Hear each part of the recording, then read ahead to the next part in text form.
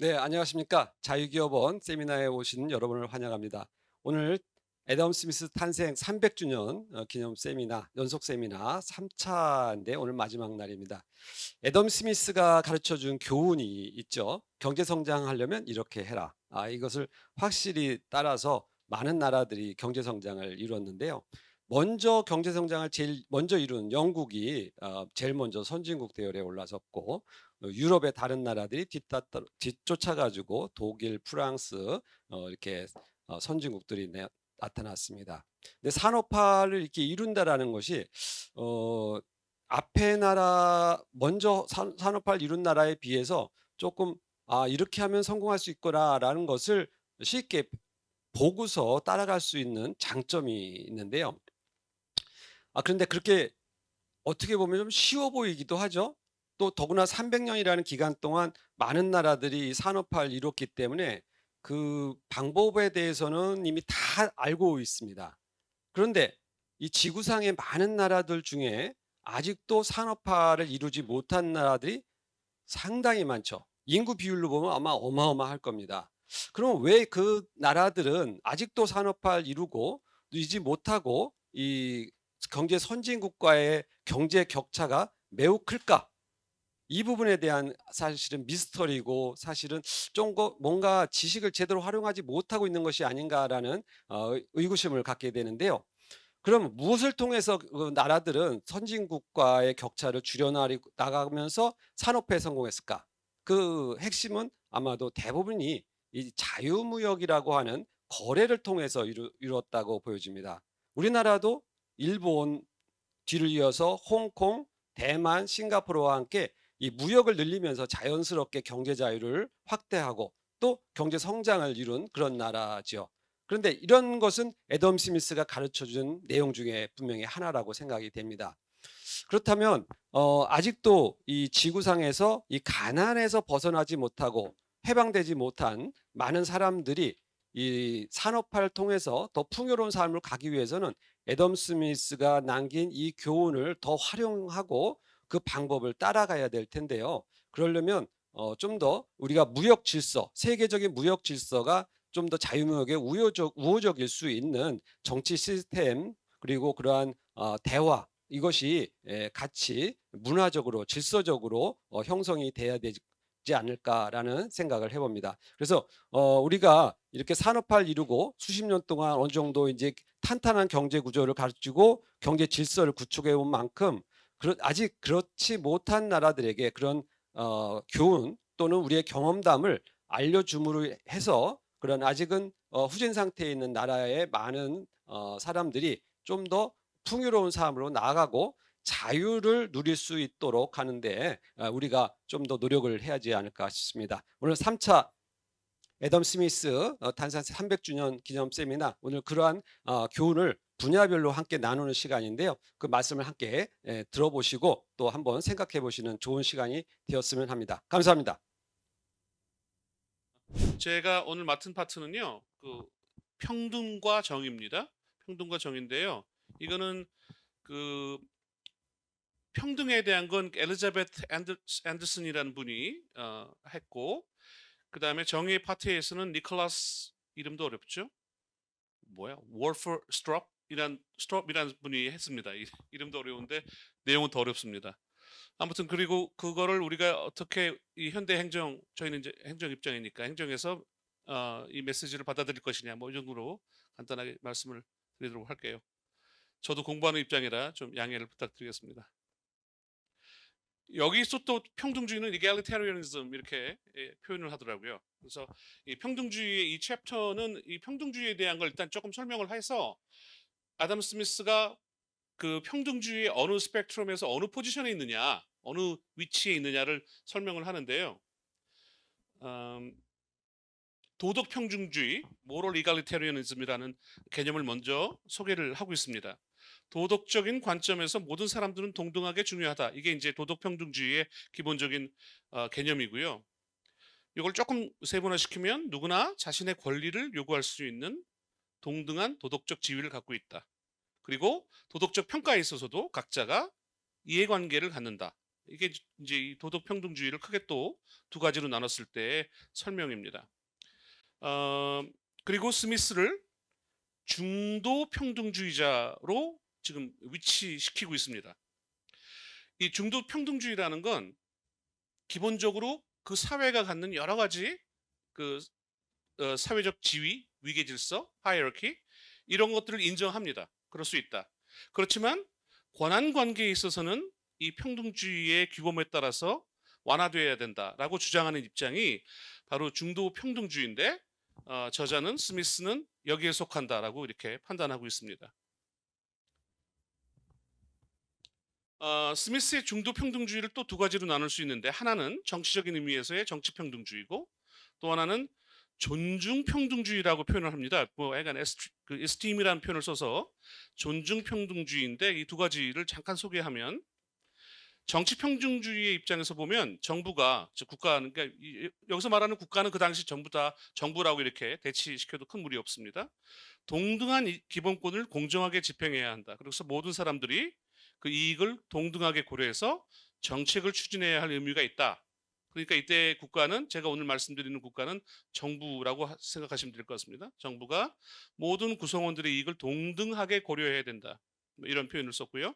그 다음에 아까 말씀드린 그게 스팀 이겔리테리아니즘은 존중 평등주의라고 제가 봤는데요. 인간의 사회적 지위가 그 사람의 개인적인 가치를 평가하거나 혹은 그 사람과의 고통을 공감하는데 영향을 미쳐서는 안 된다. 이렇게 보는 게 존중평등주의입니다. 뭐 사실 저는 이 존중평등주의란 말도 여기서 처음 알았어요. 이런 게 있구나. 조금 이따 잠깐 제가 소개를 하겠지만 이 존중평등주의에 대해서 그래서 아마 그 루소하고 약간 이렇게 갈등을 했던 것 같은데 그거 잠깐 소개를 또 올리도록 하겠습니다. 자, 그러면 중도적인 입장에서의 도덕평등주의자 혹은 정치평등주의자로서의 스미스의 의견, 주장을 잠깐 보도록 하겠습니다. 정책 결정자로서 정부는 모든 국민의 권리와 이익이 차별 없이 고려되어야 한다고 주장한다. 정부는 공정하게 정의를 집행할 의무가 있고 누구나 법 앞에 동등한 대우를 받으며 가장 낮은 지위의 시민의 권리가 그 아담 스미스의 글들 여러분 아시다시피 뭐 도덕 감정론 특히 이제 여기 오늘 제가 발표한 내용들이 대부분 도덕 감정론에 굉장히 상당량의 거기에 베이스를 두고 있는데요. 아담 스미스가 자주 표현하는 것 중에 하나가 가장 낮은 지위의 시민 뭐 이런 말을 합니다.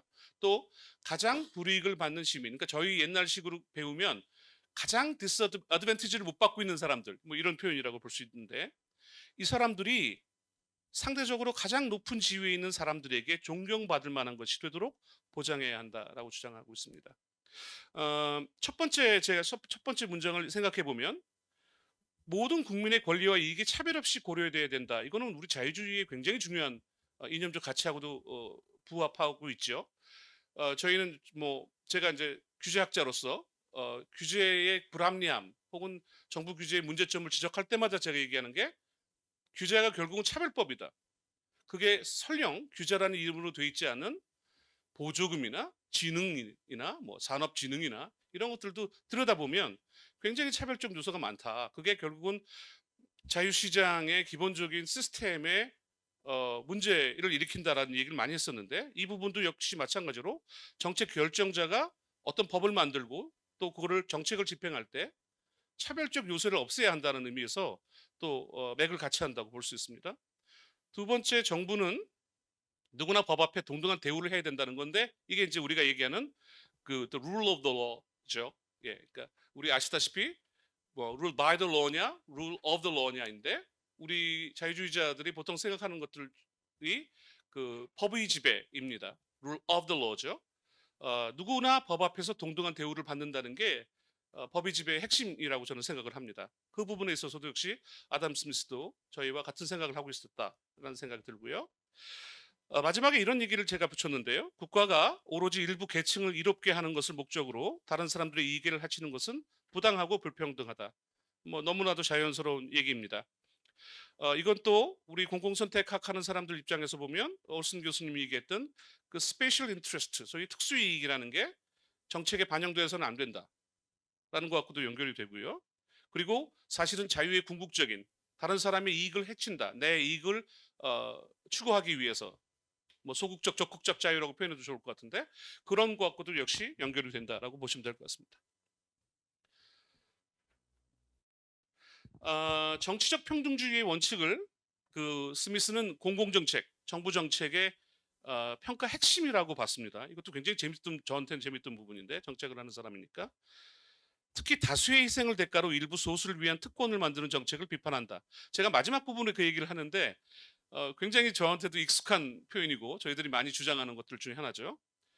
특권을 만든다. 뭐 특권이라는 표현을 썼지만 제가 나중에 맨 마지막에 이걸 약간 지대 추구하고도 관계되는 겁니다. 저희가 공공선택학에서 늘 주장하는 게 이 사회가 자꾸 지대 추구로 가면 안 된다. 심지어는 정부가 만드는 규제가 결국은 지대로서의 역할을 하는 경우가 너무 많다. 그러면서 규제 개혁을 저희가 주장하는데 이 부분하고도 역시 같이 맥을 같이 한다고 볼 수 있습니다. 특히 스미스가 가장 비판한 정책이 근로자와 소비자, 특히 가난한 사람 또 나오죠. 아까 얘기했던 가장 불이익을 받는 사람들을 희생시키면서 부자를 부당하게 편애한다. 이런 얘기를 하고 있는데 이거 조금 지금식으로 조금 표현을 하면 스미스가 가장 비판하는 정책이 뭐였냐면 아까 말씀드린 것처럼 특별한 이익 관계에 있는 사람, 일부, 소수, 특수이익을 갖고 있는 사람들, 그 사람들의 이익 추구를 위해서 대중, 다수, 또 혹은 특별한 이해관계에 있지 않은 사람들, 그 사람들을 이제 희생시킨다는 거죠. 예. 그런 부분들이 여기서 해당하는데요. 여기 익숙한 예가 있습니다. 독점 및 일부 기업에 대한 정부 보조금입니다. 뭐 아시다시피 그 독점 기업에 대한 물론 지금 컨텍스트하고는 좀 다르지만 독점 기업에 대한 얘기를 굉장히 많이 하고 있죠. 중상주의를 비판하는 것도 사실은 생각해 보면 그 뿌리는 당시 결국은 국내 산업, 특히 국내에서도 독점 기업들이 자기들의 이익을 위해서 다수의 시민들의 그 후생이라 그럴까요? 복지를 희생시키는 거 아니겠습니까? 그래서 여기서 정부 보조금이 지금 현대적인 의미에서는 독점 혹은 일부 기업에 대한 정부 보조금이라는 건 많지 않은데 또 거꾸로 생각해 보면 어떤 업종 또 퍼퓰레이션 우리 국민들의 어떤 일부 업종이나 계층에 대해서 뭔가 보조금 주는 거 대표적이죠. 대한민국의 5%가 안 되지 않습니까? 농업 인구라는 게. 근데 5%를 위한 얼마나 많은 농업 보조금이 존재합니까? 95%가 결국은 그 5%를 위해서 이 보조금을 위한 텍스를 낸다. 뭐 이렇게 좀 이렇게 과장? 뭐 하여간 좀 과하게 말할 수도 있을 정도로 정부 보조금이 있는 거죠. 그것은 마치 당시에 독점 기업들 혹은 일부 기업들을 대상으로 한 정부 보조금과 마찬가지라고 봅니다. 또 하나는 여러분 잘 아시는 것처럼 관세입니다. 네. 관세는 궁극적으로는 국내 소비자가 제일 손해보죠. 정말 얼마 전인데 우리나라는 수입차에 대한 관세가 어마어마했습니다. 미국에서 3만 불 정도 하는 차가 우리나라에 6천만 원, 7천만 원. 당시 제가 유학했을 때 830불 정도였거든요. 1달러가 830원. 그런데 하여간 뭐 어마어마한 그때는 한 200% 정도 붙었나 봐요. 100% 이상. 팔리는 토요타 자동차를 보고 도대체 저건 누구를 위한 건가 이런 생각이 들었죠. 마찬가지로 관세 대표적으로 싫어했던 또 반대했던 정책이고요. 수출 장려금인데 여기는 이제 이것도 재밌습니다. 빵 가격을 올리게 되는 결국은 그 원재료라고 할 수 있는 곡물에 대한 수출 장려금. 그죠? 결국은 빵이라는 건 우리식으로 얘기하면 밥인데 쌀이나 마찬가지인데 이거 가격을 올리게 되니까 이 수출 장려금도 결국은 바람직하지 못하다고 본 거죠. 고용주들의 연합이라는 표현을 썼는데 저는 이거를 그냥 일종의 칼텔이다. 그러니까 뭐 카르텔을 보여줍니다. 그것도 역시 그 연합을 허용해서는 안 된다. 그러니까 카르텔 금지. 뭐 요즘식으로 하면 공정거래, 앤티트러스트 뭐 이렇게 되겠을 것 같습니다. 그다음에 이제 뭐 제국주의에 대한 비판이 잠깐 나오는데 오늘은 요거는 조금 지나가도록 하겠습니다.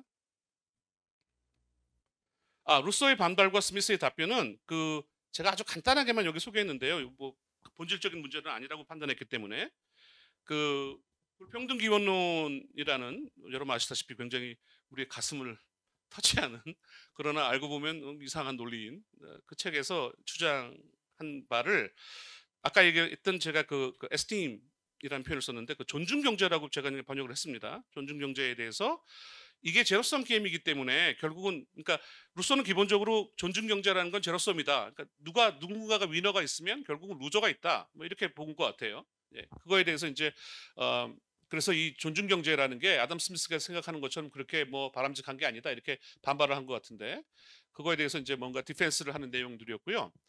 제가 그래서 쭉 서머리를 하면서 이렇게 일단 핵심적인 내용만 적었습니다. 스미스가 왜 상업사회를 옹호했느냐 생각해 보면 상업사회라는 건 기본적으로 지금 식으로 하면은 이제 시장 경제라고 생각하시면 됩니다. 혜택을 덜 받는 사람들에게 주는 번영과 소유주로부터 종이라는 건 이제 뭐 슬레이브죠. 우리 같으면 하인의 독립이라는 편익됨입니다라고 했어요. 그래서 제가 요거를 두 개로 조금 나눠봤는데 하나는 뭐였냐면 첫 번째는 어디 갔어? 잘라주세요. 예, 개인의 해방이라고 제가 나눠놨거든요. 이건 뭐 제 나름대로 해석인데 해석한 걸 다시 한번 해석한 건데 영주 밑에서 일했던 사람들은 더 이상 그를 의존하지 않게 되고 제조업이나 소매업 등에 종사하기 위해서 영주의 땅을 떠나 다시 말하면 벗어나서 독립해서 임금 노동자가 되어서 소유주로부터 개인의 독립을 가져오게 된다. 다시 말하면 상업사회는 결국은 남의 밑에서 일하던 뭐 디펜던트라고 표현을 하는데 의존하게 되던 사람들을 결국은 독립시켜 준 것이다. 이렇게 본 것 같아요. 그래서 상업사회 옹호의 첫 번째 이유를 여기서는 개인의 해방이라고 봤고요. 조금 더 설명을 해놨네요. 경제적 번영과 개인의 독립이라는 두 가지 결과는 가난한 사람들이 받았던 차별적 존중의 불공평에 대한 단순한 보상이 아니라 일종의 정신적 불의에 대한 해소 방안이었다라고 표현합니다. 그 사이킥이라는 표현을 썼죠. 사이킥 인저스티스라고 했어요. 그죠? 맞죠? 사이킥? 예. 그러니까 뭐 약간 심리적 이렇게 일단 번역을 했습니다. 정신적인 불의의 하나의 해소 방안이다. 그래서 또 불의에 대한 개념을 여기서 잠깐 소개를 하고 있습니다. 아담 스미스는 경제적 번영은 가난을 극복할 수 있을 만큼 부가 널리 확대되어야 하고 빈곤이 사라지면 결국은 그 빈곤으로부터 발생하는 굴욕이나 무시를 겪지 않을 것이라고 주장한다. 한마디로 어느 정도 잘 살게 되면 다른 사람 앞에서 부끄러움 없이 누구에게 떳떳하게 살 수 있다라는 말입니다. 여러분 이게 계속 제가 오늘 얘기하는 걸 보면 감정적인 단어가 많이 나오죠. 감정적인. 왜냐하면 여러분 아시다시피 그 도덕 감정, 그러니까 도덕 철학자였던 아담 스미스는 기본적으로 인간의 감정, 센티멘트를 굉장히 중요시했어요. 그래서 제가 지금 이 맡은 파트인 그 평등과 정의에 대한 파트에도 인간의 감정적인 데 뿌리를 굉장히 많이 둡니다. 뒤에도 잠깐 나오겠지만 정의도 인간의 감정에서 뿌리를 두고 있어요. 저는 굉장히 재밌게 봤고 반면에 제가 사이콜로지를 전혀 모르기 때문에 심리학을 모르기 때문에 좀 이해하기도 어려운 점도 있었고 그랬던 점이 있습니다. 그리고 두 번째는 아까 제가 말씀드린 것처럼 좋은 정부를 도입할 수 있는 어떤 계기가 된다. 우리가 자유시장 경제가 되면 좋은 정부를 우리가 만들 수 있다. 쉽게 얘기하면 그런 거예요. 뭐 어떻게 보면 직관적으로 이해가 되죠, 그죠? 만약에 대한민국이 자유 경제 체제로 점점 가면 갈수록 정부가 좋은 정부가 된다는 게 현대적으로 해석하면 자기 할 일 한다는 거거든요. 그죠? 자기가 해야 할 것, 내가 해야만 하는 것, 정부가 해야 되는 것만 하겠죠. 만약에 정부가 좋은 정부가 되지 않으면 제 해석입니다. 그러면 자기가 할 수 있는 범위 혹은 해야 할 범위의 그 역할을 훨씬 더 벗어나려고 하겠죠. 그죠?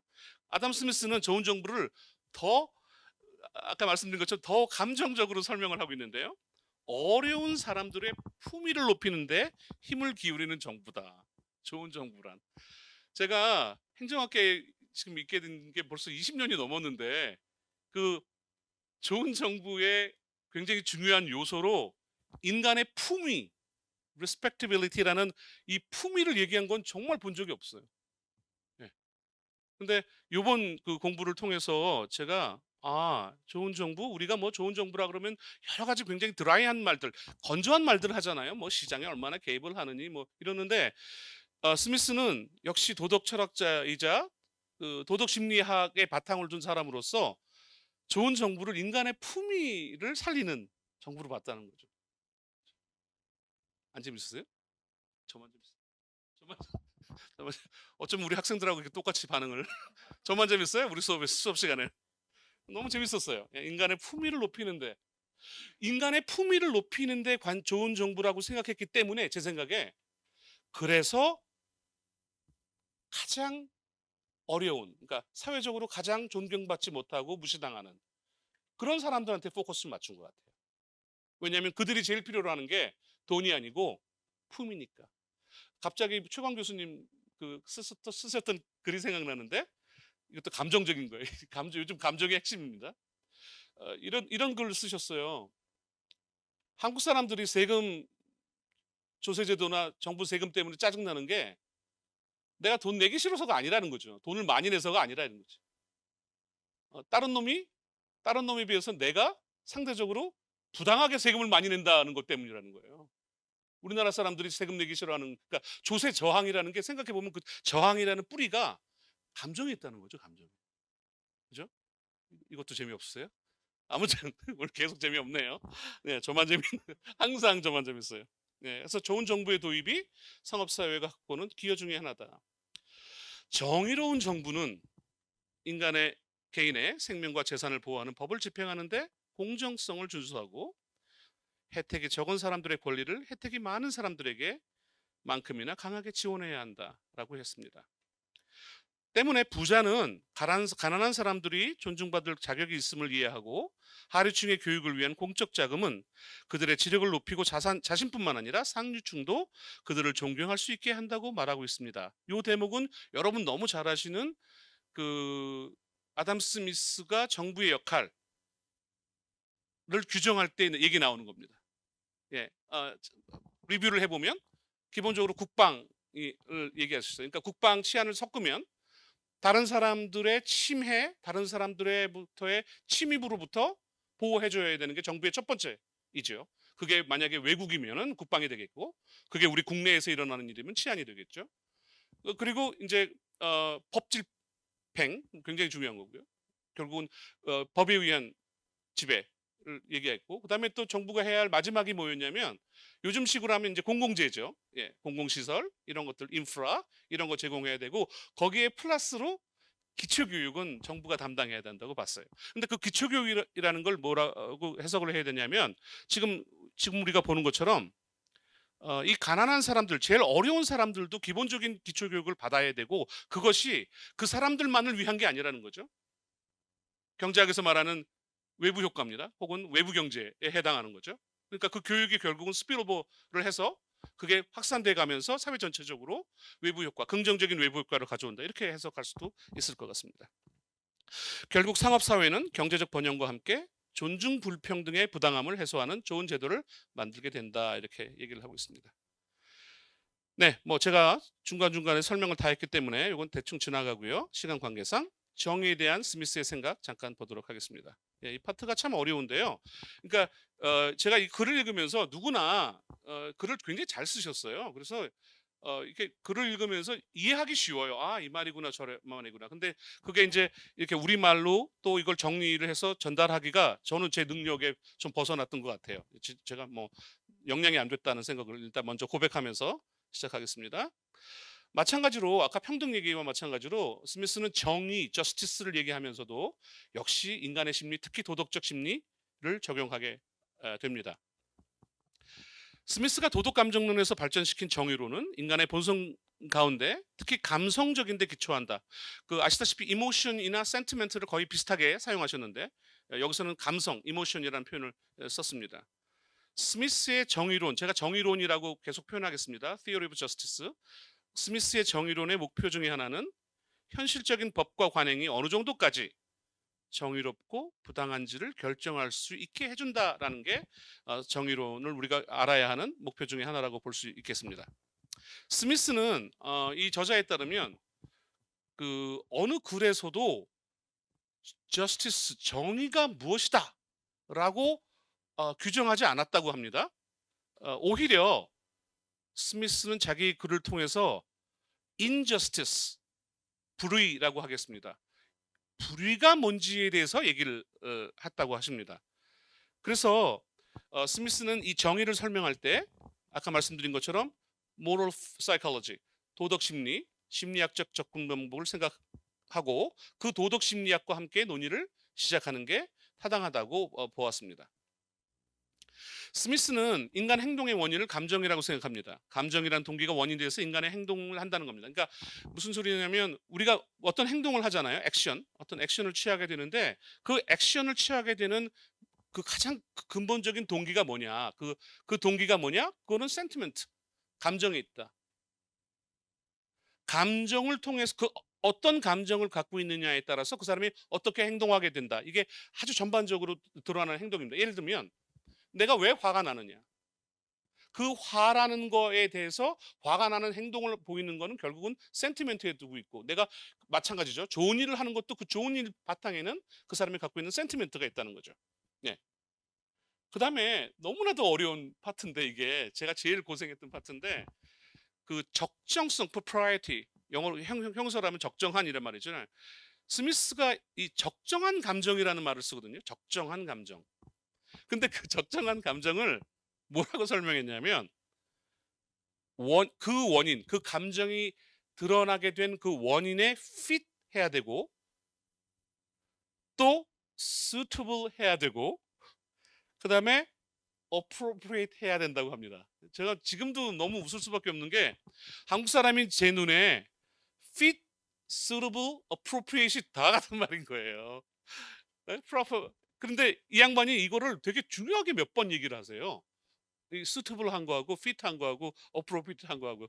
그래서 제가 이거를 그냥 퉁쳐서 적정한이라고 일단은 해석을 했습니다. 어려운 파트였던 것 같아요. 그리고 여러분 너무 잘 아시는 드디어 이제 제일 잘 아는 sympathy가 나왔네요. 이 sympathy를 fellowship이라고 봤습니다. fellow feeling. 이것도 되게 재밌는 거죠. 이거 제가 동료 의식이라고 이렇게 했는데 동료애. 그 거꾸로 말하면 sympathy는 동료애이기 때문에 이 fellowship 혹은 fellow feeling이 없으면 sympathy가 없는 거예요. 그렇죠? 또 생각하게 만들죠? 생각해 보세요. 그런데 공감이라는 감정은 눈으로 직접 봄으로써 생기는 것이 아니라 그 야기한 상황을 목격함으로써 나타난다. 이게 뭐냐면 아까 말씀드린 것처럼 이 사람이 화나 있다 그러면 그 화난 거에 공감하지 않는다는 거죠. 우리는 이 사람이 왜 화나는지 여기에 제가 지금 뭐라 그랬지? 그 상황을 목격함으로써 이렇게 표현했는데 그 cause, 그 원인, 그 원인이 얘가 화난 게 맞네. 얘가 화나게 만들었네 라고 제가 공감을 하면 그건 적정한 거예요. proper한 거예요. 만약에 친구가 화를 내고 있어요. 근데 화를 냈는데 왜 화났어? 그런데 별로 화날 만한 일이 아니야. 그러면 improper한 거예요. 적정하지 않은 거예요. 저는 제일 쉽게 그렇게 이해했어요. 그래서 어떤 감정이 어떤 우리의 행동이 혹은 이게 적정하냐 적정하지 않느냐는 결국은 그 사람이 판단하는 사람이 그게 제1인 그러니까 1인칭일 수도 있고 3인칭일 수도 있는데 그 사람이 과연 그 커즈에 얼마만큼 공감하느냐에 달려 있다. 그래서 저스티스 정의도 결국은 공감이 핵심인 거죠. 그죠? 예, 홍 박사가 이해 안 되면 다른 사람 다 이해가 안 되는데 큰일 났네. 모르겠습니다. 오늘 그냥 지나갑니다. 자, 그 다음에 그러면서 이제 보상과 처벌이 나와요. 어떤 행동에 대해서 우리가 보상을 하느냐, 어떤 행위에 대해서 처벌을 하느냐. 여기 이렇게 해석하고 있습니다. rewarding, 보상 행위는 좋은 것을 받은 사람에게 좋은 것을 돌려주는 것. 심플하죠? 그 다음에 처벌 행위는 악행을 악행으로 갚는 것. 이거 어디서 많이 들어본 것 같지 않으세요? 예, 뭐 눈에는 눈, 이에는 이, 그거하고 비슷한 겁니다. 그런데 보상과 처벌이 감정으로부터의 동기가 부여된다는 점에서 다른 행동과 좀 같다라고 본다는 거죠. 감정으로부터 나온다는 게 핵심입니다. 여기서 핵심은. 자, 그 다음에 자해와 정의에 대해서 이렇게 설명하고 있어요. 제가 간단하게 요약을 하면 정의를 굉장히 중요시하거든요. 제가 아까 그 정부의 역할에서 하나 빠진 게 하나 있는 게 그 스미스의 관점에서 정부의 역할에 굉장히 중요한 게 우리 옛날에 공부했던 정의로운 사회입니다. 뭐 그 양반하고 매칭이 잘 안 돼서 그렇지만 정의로운 사회 구현이거든요. 정의사회 구현. 그런 그 생각나시죠? 예, 올드보이들은 다 알고 있는 정의사회 구현이 사실은 아담 스미스가 생각했던 정부의 역할이에요. 그러면서 뭐라 그러냐면 여기에 제가 다른 얘기 그러니까 요약하면 이겁니다. 정의는 우리가 사는 사회가 하나의 집이라면 그 집의 핵심 기둥이 되는 게 저스티스다. 정의다. 반면에 여기 지금 자해라 그랬잖아요. 자해는 이제 자유로운 행동, 자의심 이런 건데 이 자해는 가니쉬. 우리 저 음식 먹으면 예쁘게 만들려고 가니쉬 하잖아요. 그건 먹지 않잖아요. 무식하면 다 먹죠, 이제. 근데 그 먹지 않는 거, 그 가니쉬를 자해라고 본 거예요. 그러니까 인간의 자애심에 자꾸 호소하지 말라고 그래요. 거꾸로. 왜냐하면 인간의 자애심은 그 사람이 자유로우면 땡큐인 거예요. 감사한 거예요. 그렇다고 그 사람이 자유롭지 않다고 해서 우리가 그 사람을 나쁜 사람 이렇게 저지하지 말라는 거예요. 그러니까 자유로움은 순순히 생각하면 우리 이 방에 뭐 이런 그림이에요. 이거 사실 이 그림 없어도 이 방은 충분한 기능을 한다는 거죠. 그러나 이 방의 책상, 뭐 우리 지금 보고 있는 슬라이드 이거는 이 세미나를 하는데 굉장히 중요하잖아요. 얘는 저스티스 정의예요. 정의는 이런 거라는 거죠. 그러니까 만약에 정의가 흔들리면 그 집이 흔들리는 거예요. 예. 그런 표현을 직접 합니다. 아무튼 뭐 그런 얘기를 너무 중요해서 그 얘기를 할게요. 자, 이게 잠깐 요약인데요. 정의는 타인에게 해를 끼치는 행위이고 그게 분개로 표출되기도 하고 또 그로 인해서 처벌된다는 미덕이다라고 했어요. 이 재밌는 또 하나가 제가 읽으면서 정의를 어떻게 정의하고 있냐면 정의를 어떻게 규정하고 있냐면 앞으로는 그 디파인 한다는 걸 규정이라고 표현하겠습니다. 정의를 어떻게 규정하고 있냐면 지금 얘기한 것처럼 다른 사람들에게 해를 끼치지 않는 거. 그러니까 정의의 목적은 다른 사람들이 해를 끼치는 것로부터 보호하는 거다라고 정의를 하고 있습니다. 그런 관점에서 마치 좀 뭐하고 연결되냐면 우리가 늘 주장하는 자유하고도 굉장히 연결되는 거죠. 아주 클래시컬한 관점에서의 리버럴. 다른 사람들한테 해를 끼치지 않는 것. 그 해로부터 정부가 그러니까 막아줘야 한다는 거죠. 그러니까 그런 의미에서 볼 수 있을 것 같습니다. 결국 우리가 누군가를 부당하게 대하지 않고도 실질적이고 적극적인 피해를 줄 수 있다는 사실을 고려해야 한다. 그러니까 우리가 직접 다른 사람들한테 부당한 대우를 하지 않지만 그게 만약에 간접적으로라도 실질적이고 적극적인 피해를 줄 수 있다면 그러면 그것은 우리가 정의롭지 못한 거다. 이렇게 정의를 하고 있습니다. 그리고 공정한 대우에 대해서 얘기를 하고 있는데요. 누군가에게 피해를 주지 않도록 자제하거나 오직 적정한 동기에 의해서만 해를 주는 것으로 이해한다는 거죠. 공정한 대우라는 것. 앞부분을 보면 쉽게 이해할 수 있어요. 다른 사람들한테 해를 주지 않는 거. 뒤에 보면 적정한 동기에 의한 강요 혹은 강제는 받아들이고 있습니다. 그거 아까 제가 잠깐 설명한 이게 이제 처벌에 관한 거예요. 그렇죠? 만약에 이게 이 사람이 우리가 처벌을 해야 된다는 적정한 근거가 있으면 그러면 그건 사실은 그렇게 처벌을 하는 게 공정한 대우예요. 그렇죠? 그러니까 적절한 보상과 적절한 처벌은 공정에 굉장히 중요한 행위라는 거죠. 오케이.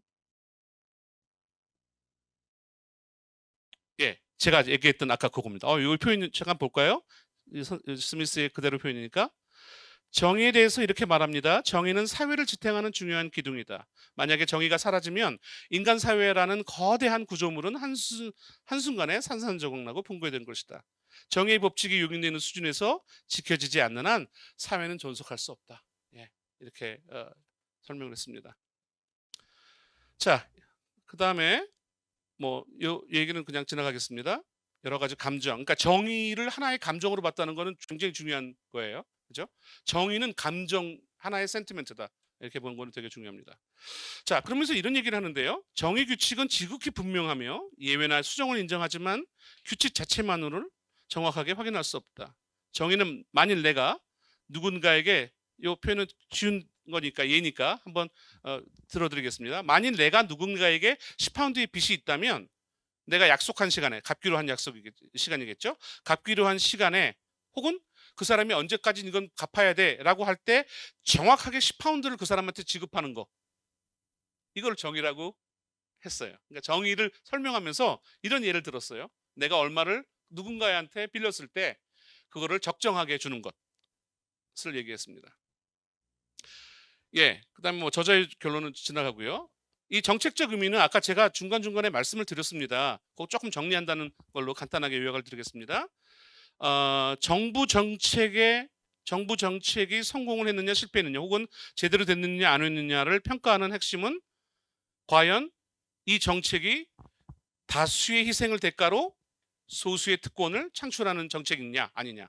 특히 아까 말씀드린 것처럼 다수의 희생을 대가로 소수의 특권을 창출하는 정책을 가장 비판했습니다.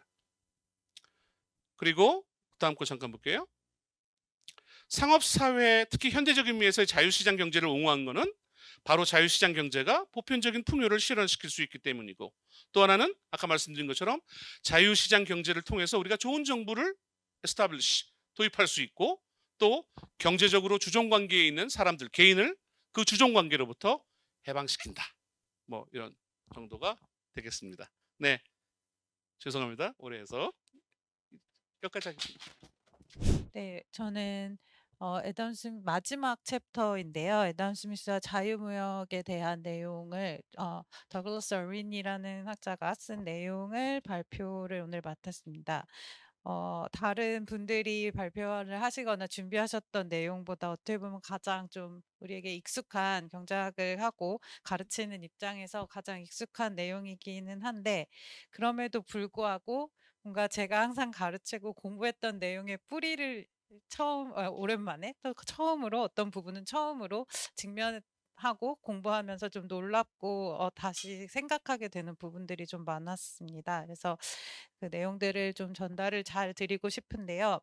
일단 모두 너무 익숙하시겠지만 애덤 스미스는 자유무역을 지지하고 보호무역주의를 비판한 경제학자로 유명합니다. 알려져 있습니다. 그래서 국제무역의 이점을 설득력 있게 설명했고 각국이 서로 자유롭게 무역할 수 있도록 해야 한다는 강력한 주장을 하였다라고 얘기를 하는데 이러한 문장들이 지금 들으면 너무 당연하고 너무나 보편적인 논리인데 그런데 이걸 1800년대에 그 당시에 애덤 스미스가 통찰력을 가지고 이 논의를 했다는, 그리고 또 그 당시에는 지금처럼 어떻게 보면 무역이 발달하거나 아주 고도화되어 있지 않는 시점에서도 불구하고 지금 우리가 이 애덤 스미스의 주장을 가지고 와도 어떠한 정책적 논의에서도 아주 공고한 강력한 논의를 수립하는 데에 기반이 된다는 점에서 좀 놀랍다는 생각을 하면서 듣게 공부를 하게 되었습니다. 그리고 수입이나 수출에 대한 정부의 역할에 대해서도 강력한 논리를 가지고 있었고요. 이런 논리를 기반으로 결국 무역 정책에 대한 대부분 지금까지도 대부분의 논의가 이 아담 스미스의 견해에서부터 출발했다라고 해도 과언이 아닐 것 같습니다. 특히 시장 경제를 지지하는 학자 입장에서는 그런 이 아담 스미스의 견해를 뿌리로 두고 있구나라는 것을 다시 한번 좀 생각하게 되었고요.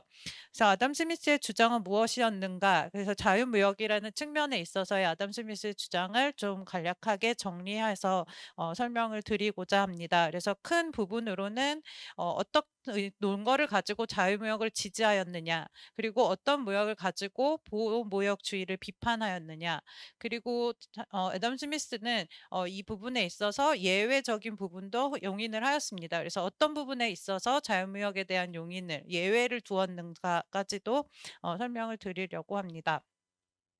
그래서 먼저 그 자유무역주의에 대한 지지를 넘어가기 전에, 그러니까 국가 간의 거래에 대한 애덤 스미스의 견해로 가기 전에 먼저 애덤 스미스는 이 사회 안에서 상업의 역할에 대한 애덤 스미스의 견해를 좀 먼저 짚을 필요가 있겠습니다. 그래서 개인은 국가가 아니라 일단 개인의 단위에서 봤을 때 개인이 자신의 상태를 개선하려는 욕구에 의해서 동기를 부여받는다라는 데에서 출발을 합니다. 그래서 애덤 스미스의 워딩으로 직접적으로 보면 생산물이 가장 큰 가치를 가질 가능성이 높은 산업을 지원하거나 돈이나 다른 상품으로 가장 많은 양을 교환하기 위해서 자신의 노동력과 자본을 사용하려고 노력한다라는 표현인데 좀 이 표현이라서 어색하게 들리긴 하지만 지금 우리가 아주 익숙한 내가 더 생산성이 높은 산업에 내 생산 자원을 생산 요소를 투입하고 거기에서 창출된 가치를 통해서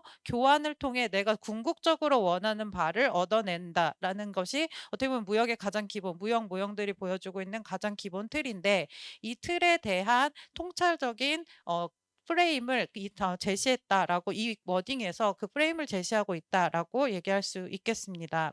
그래서 시장 경제에서 더 나은 삶, 여기서 더 나은 삶이라는 거는 어떤 뭐 후생적인 부분이라기보다 자신의 이익을 추구하 내가 본능적으로 욕구적으로 어떤 재화를 더 사용하고자 하는 그런 측면에서의 추구를 하는 개인은 결국 타인의 필요를 충족하기 위해서 나의 필요를 충족하고 타인의 필요에 충족하는 것이 서로 맞아떨어지면서 서로 각각의 재화나 서비스를 제공하는 역할을 하게 된다. 그게 개인 간의 거래를 만들어내는 기본 그 기저에 놓여져 있는 논리이다라는 것이 아담 스미스의 견해였습니다. 그리고 정부 개입에 대한 아담 스미스의 입장을 좀 정리해 보면 앞에 김상준 교수님 말씀 주셨던 부분이랑도 연결이 좀 많이 되는데요. 애덤 스미스는 자유방임주의자라는 오해를 많이 사고 있는데 후대에 그렇게 오해를 사는 경우들도 종종 있는데 사실상 자유방임주의라는 용어를 사용하지도 않았고 옹호론자도 아니었습니다.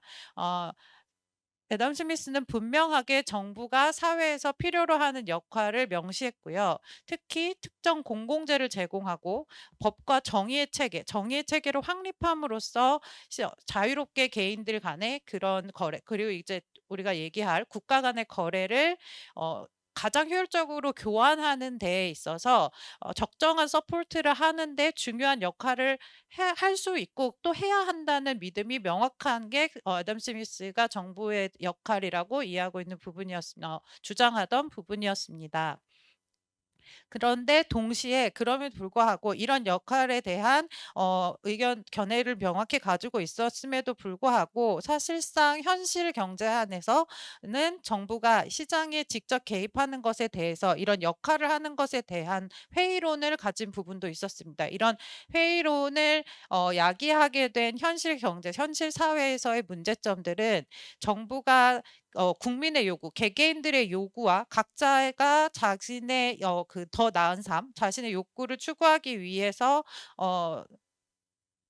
원하는 그런 교환을 지지한다기보다는 어떤 상업적인 이기적인 상인의 역할이라든가 입장에 대해서 더 민감하게 반응하는 경향을 갖게 된다. 그러면 이러한 경향은 애덤 스미스가 궁극적으로 생각하는 정부가 가져야 되는 역할과 태도의 견해와는 역할과는 다른 부분이라는 거죠. 그렇기 때문에 이러한 경향 때문에 회의론을 가졌고 또 특수한 이익 집단이 정부에 대한 조종을 해서 공공의 이익보다는 이익 집단의 이익을 위한 정책적인 유도를 하는 경향이 있다. 이거는 현재 우리가 지금도 이런 문제에 대한 견제를 많이 하고 있는데 이 부분에 대해서도 이미 애덤 스미스는 이 당시에 통찰력을 가지고 정부 정책이 자칫 이런 회의론적인 측면을 가지고 있다는 것을 이야기를 했습니다.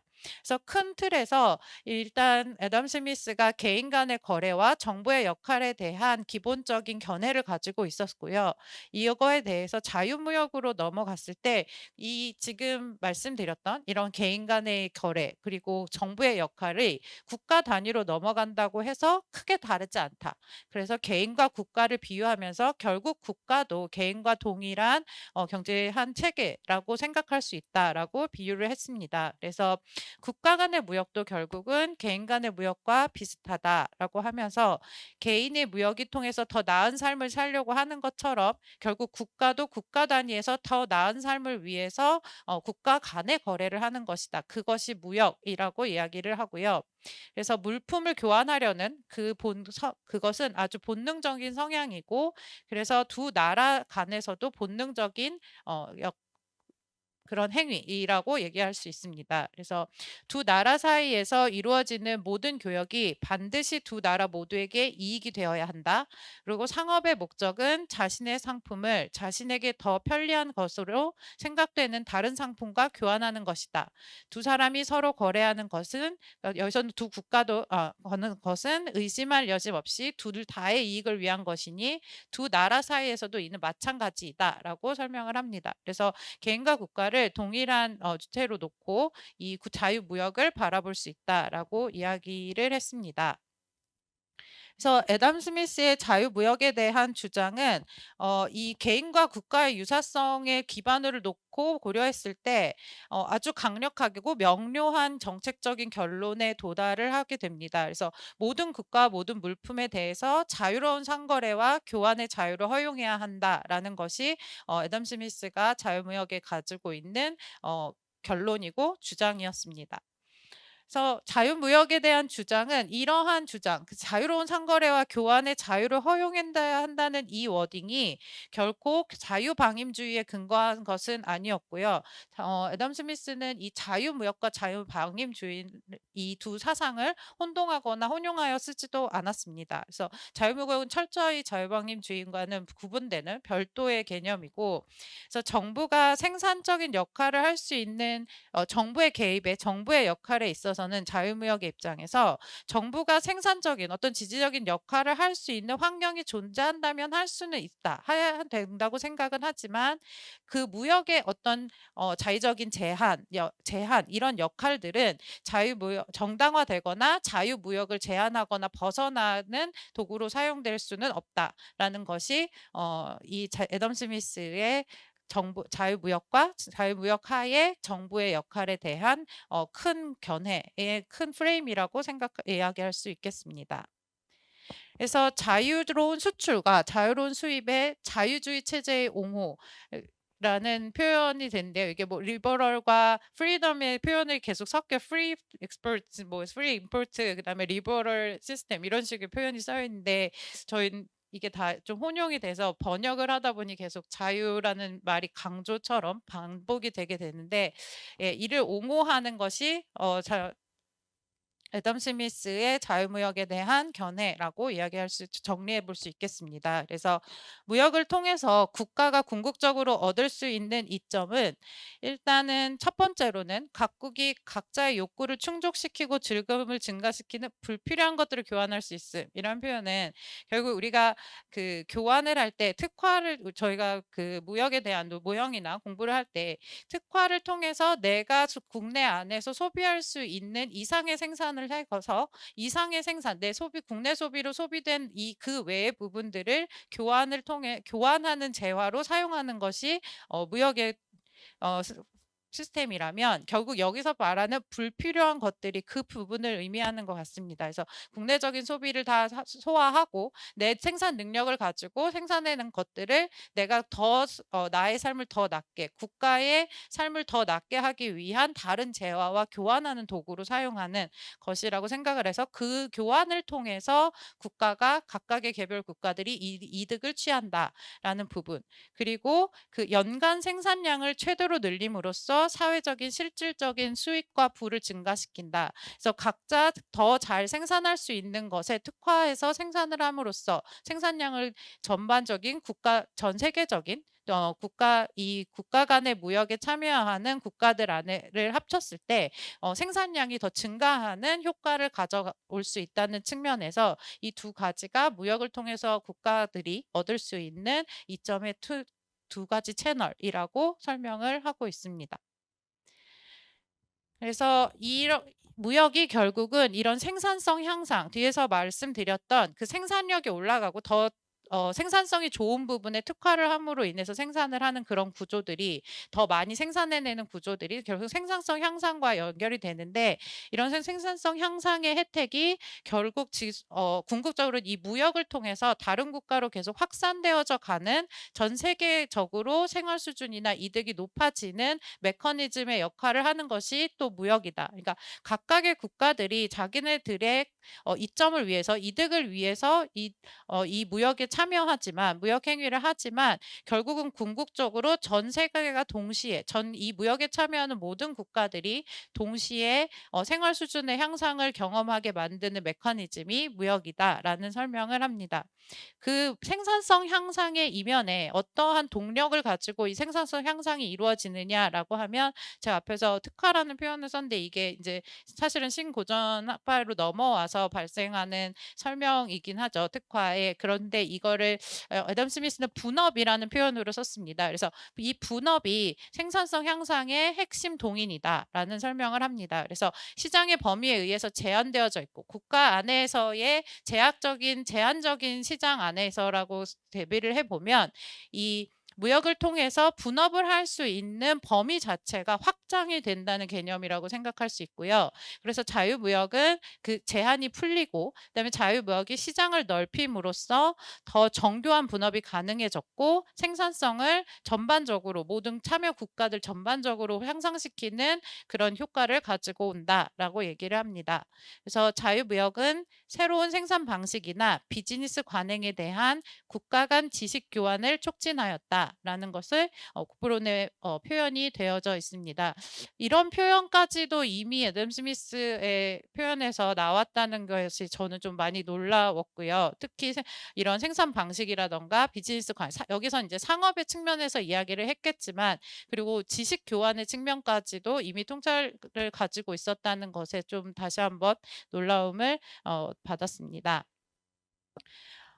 애덤 스미스가 가지고 있었던 보호무역주의의 측면을 보면 일단 이 당시에는 중상주의 무역 정책이 굉장히 팽배해져 있었고 중상주의 무역 정책은 수출을 증진시키고 수입을 제한시키는 측면으로 접근을 하고 있었습니다. 그러니까 더 많이 팔고 더 싸게 사는 게 각각의 국가들이 이득을 취하는 가장 좋은 루트라는 것이 이제 중상주의가 바라보는 무역 정책인데 그러면 더 많이 팔기 위해서 수출자에게 수출업자들에게 보조금을 통해서 수출을 촉진시키고 그리고 최대한 규제를 통해서 수입을 줄이는 것이 중상주의가 생각했을 때 무역을 하는 각각의 국가들이 이득을 받는 정책적인 방향이고 노력이라고 생각을 했는데 애덤 스미스는 이러한 정책적 방향이나 입장에 대해서 철저하게 비난을 하였습니다. 그 애덤 스미스가 비난을 한 기준은 무엇이냐면 중상주의자들 무역 정책의 입장에서는 어떤 특정 산업에서 더 많이 팔고 그리고 덜 삼으로 인해서 이 산업을 이 안에서의 이득을 취하는 것에 집중을 하고 있었다면 애덤 스미스는 경제 정책 그리고 좀 더 스페시픽하게는 무역 정책에 대한 평가 기준이 이런 그러니까 프로핏을 얼마나 더 얻느냐에 집중되어서는 안 된다라는 것이 관점이었습니다.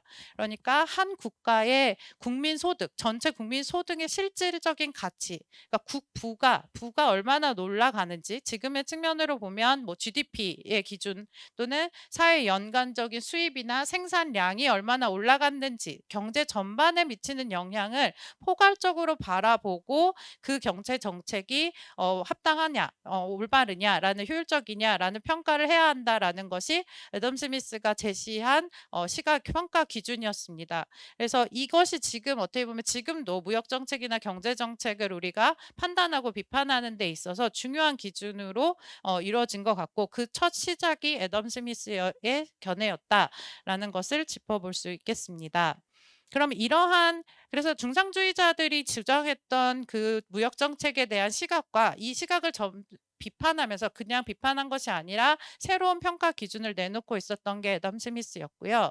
이러한 비판의 큰 내용들을 4가지를 짚어볼 수 있는데 우선 특정 산업이나 부문에 증진하기 위해서 정책에 따른 인위적인 자원 배분이 일어난다. 그러니까 각각의 국가들은 어쨌든 그 특정 시점에 제한된 자원을 가지고 생산을 하게 되는데 그 자본이나 노동력을 각각의 산업에 배분을 해서 생산을 하게 되는데 이렇게 산업의 특정 산업이나 부분의 수출 증진을 위한 정책이 개입이 된다면 결국은 그 제한된 자원의 배분, 그러니까 시장 안에서 가장 효율적으로 배분되어져 있던 상황에서 인위적으로 배분을 변환시키는 역할을 한다는 것인데, 그 전환이 과연 더 나은 삶을, 더 나은 생산력이나 생산성의 결과를 가져올 것이냐, 사회 전반에 대해 앞에서 말씀드렸던 것처럼 국가 전체의 부의 수준을 올리고 생활 수준을 올리는 수준의 결과를 가져오는 것이 맞느냐, 이것에 대해서는 확신할 수 없다라는 것이 이 중상주의 무역 정책에 대한 비판의 첫 번째였습니다. 그러니까 수출 증진을 하는데 어떤 산업에 왜 수출 증진을 하느냐에 대한 그 결과에 대한 확신이 없는 상황에서 특정 선택 어떤 특정 부분 산업에 대한 지원은 우리가 더 나은 올바른 정책적 방향이라고 보기 어렵다라고 보는 거죠. 그리고 이제 유치산업 보호론의 측면에 있어서도 연간 생산물의 가치상 오히려 유치산업 보호론이 그러니까 초창기의 산업을 보호해서 이 산업의 생산력을 충분히 가치가 올라가는 것을 만들어 기다려 준다거나 지원해 준다는 의미인데, 그러면 오히려 그러한 기간 동안에 유치 산업을 보호하는 그런 정책이 생산물의 가치가 궁극적으로 상승하는 그 상승 자속도를 오히려 지체시키거나 진정한 부와 위대함을 향한 그 생산력이 확장되고 생산 수준이 올라가는 그런 국가 발전을 촉진하는데 궁극적으로는, 그러니까 장기적인 측면에서는 방해의 측면이 될 것이다. 단기적으로는 어떤 발전이나 유치 산업을 보호할 수 있을지 모르겠지만 궁극적으로는 그러한 유치 산업의 보호가 산업 전반의 생산성의 효용이나 자원 배분의 효율을 오히려 저해하는 역할을 할 것이다라는 것이 두 번째 포인트였습니다.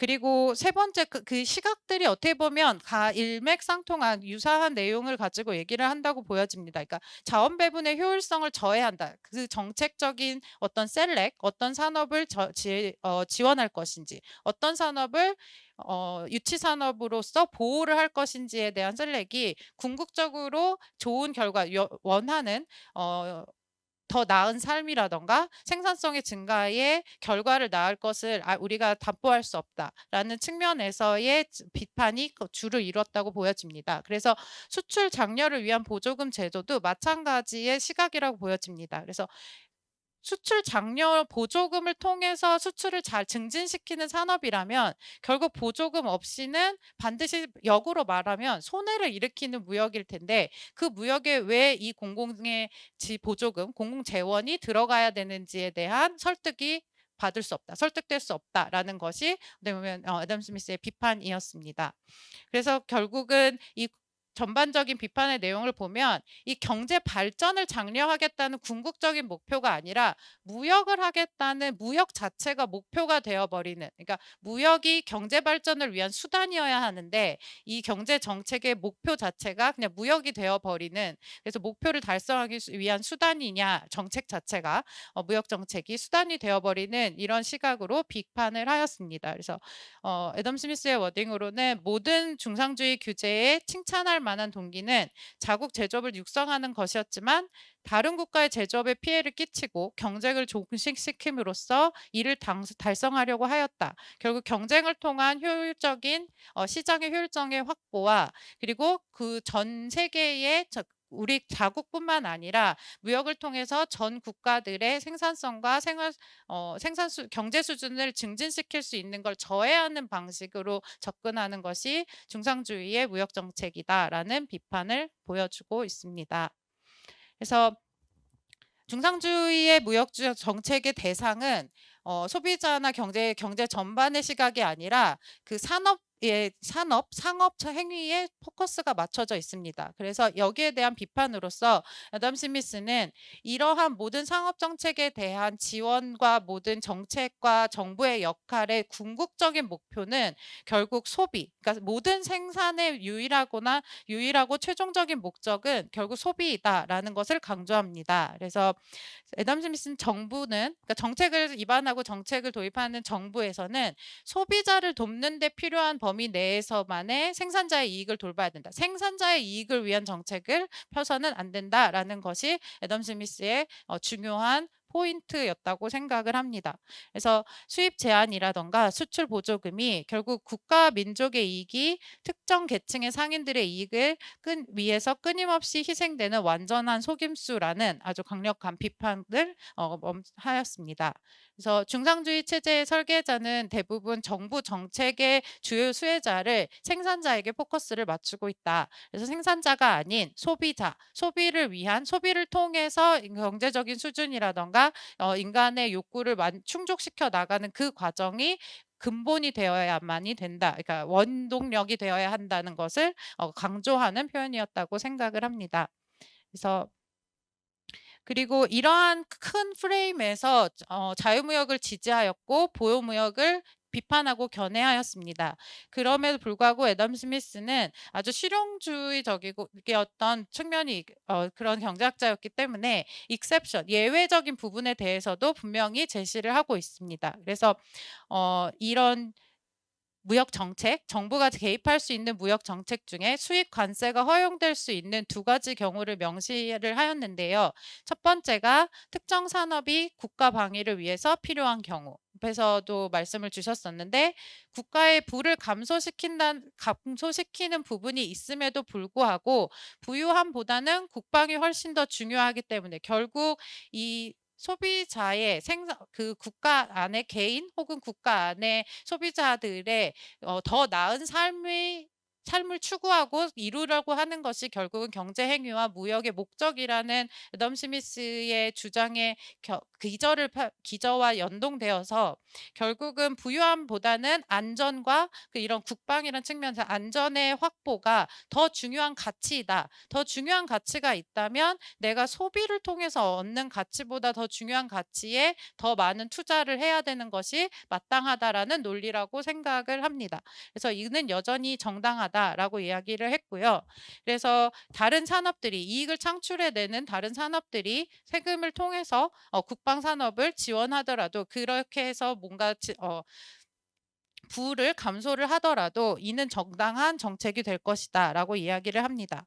그리고 또 하나는 국내 상품의 수입품에 부과되지 않는 세금이 부과되는 경우도 애덤 스미스는 수입 관세가 허용되는 경우라고 명시를 합니다. 그래서 결국은 국내 상품의 수입에 부과되지 않는 국내 상품의 세금이 있다면 이게 결국엔 세금의 균등화의 측면에서 공정성의 측면에서 수입품에 공정한 관세를 부과하여야만 가장 효율적인 자원 배분이 국내 안에서 이루어질 수 있다. 그래서 국내 상품의 균등한 조세 대우가 필요하다는 측면에서 이러한 경우도 언급을 하고 있습니다.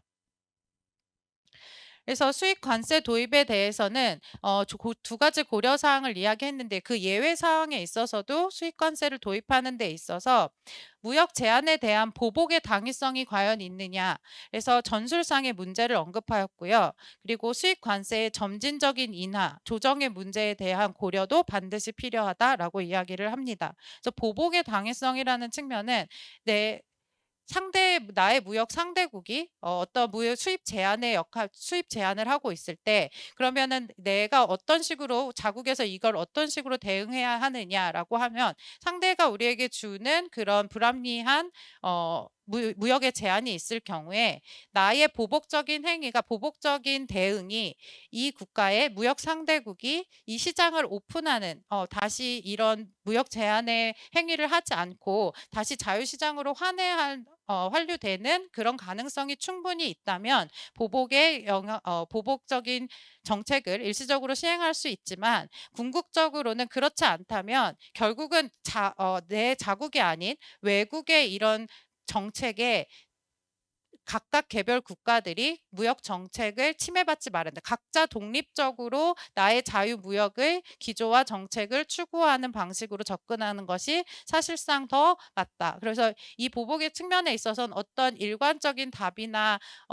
판단을 만들어내기는 어렵지만 그래서 전술상의 문제라고 명시를 하였습니다.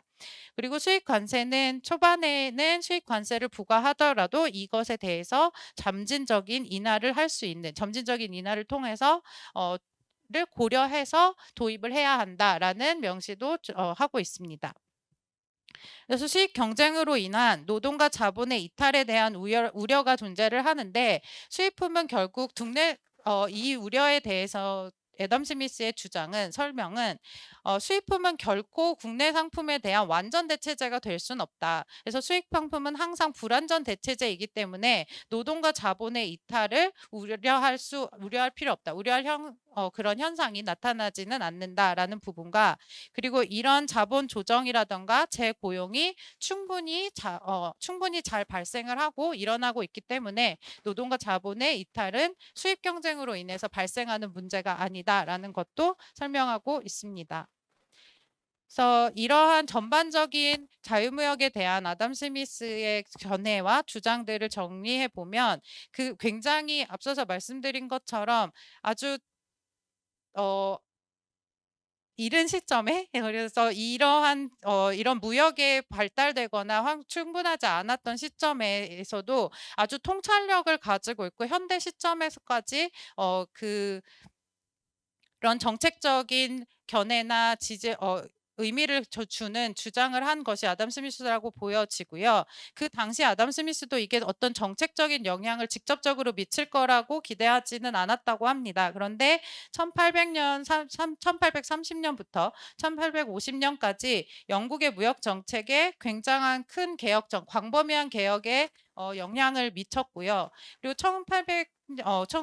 1800년대 후반에는 오히려 이 아담 스미스의 주장이 이런 중상주의에 좀 묻히는 경향이 있었지만 오히려 1980년대에 들어서 무역 자유화가 확장되고 수출 지향성이 강조되면서 특히 동아시아의 경제들의 발전되는 그 무역 확대를 통한 그 경제 성장을 반증을 하면서 이런 애덤 스미스의 주장과 견해가 오히려 현대 사회에서 최근에 들어서 더욱더 강조되고 그 빛을 발하고 있는 것이 아닌가라는 생각을 하게 되었습니다. 네. 오늘 이렇게 애덤 스미스의 무역에 대한 논의를 마치도록 하겠습니다. 감사합니다. 예. 글쎄 요즘 도덕 감정론을 같이 독회라 그러나요? 뭐 그런 걸 하나 하고 있고 국부론을 끝내고 그걸 하고 있어서 이런 데 좀 관심이 있어갖고 그러던 중에 뭐 발표를 또 한번 하라 그래서 사실 조금 뭐라 그럴까 이걸 뭐 전공하는 학자들도 따로 또 있기도 하고 제가 듣기로 일본에서 아담 스미스 이 학회를 할 때 한 100명 정도가 모였다 그러던데 일본의 경우 그러니까 일본은 우리하고 좀 달라고 물론 인구도 더 많지만 그 집중해서 또 이 파고드는 어떤 그런 게 있어서 그런지 한 100명이 모였다 그러는데 우리는 아담 스미스 연구자라 그래가지고 글쎄 한 뭐 50명도 손에 꼽기가 어려울 것 같아요. 근데 아무튼 그래서 그런 상황이었는데 지금 이제 제가 오늘 말하려고자 하는 거는 도덕 감정론이라는 책 그 자체보다도 그 러셀 로버츠가 쓴 내 안에서 나를 만드는 것들이라는 제목으로 이걸 그 책을 갖다가 읽으면서 이게 제가 예전에 번영은 자유주의로부터라는 책을 하나 쓰면서 그때 그 자유주의에 대한 어떤 비판 가운데 하나가 원자화 시킨다 개인을 그와 동시에 뭐 그 비슷한 이야기로 그 공동체 유대를 파괴한다 뭐 이런 주장이 있었는데 그것과도 좀 연결이 되는 이야기를 러셀 로버츠가 하고 있길래 이걸 한편으로는 사실은 내가 이걸 정확하게 좀 깨닫고 있지 못했구나 그런 생각이 들어서 오늘 조금 말씀을 드리고자 합니다.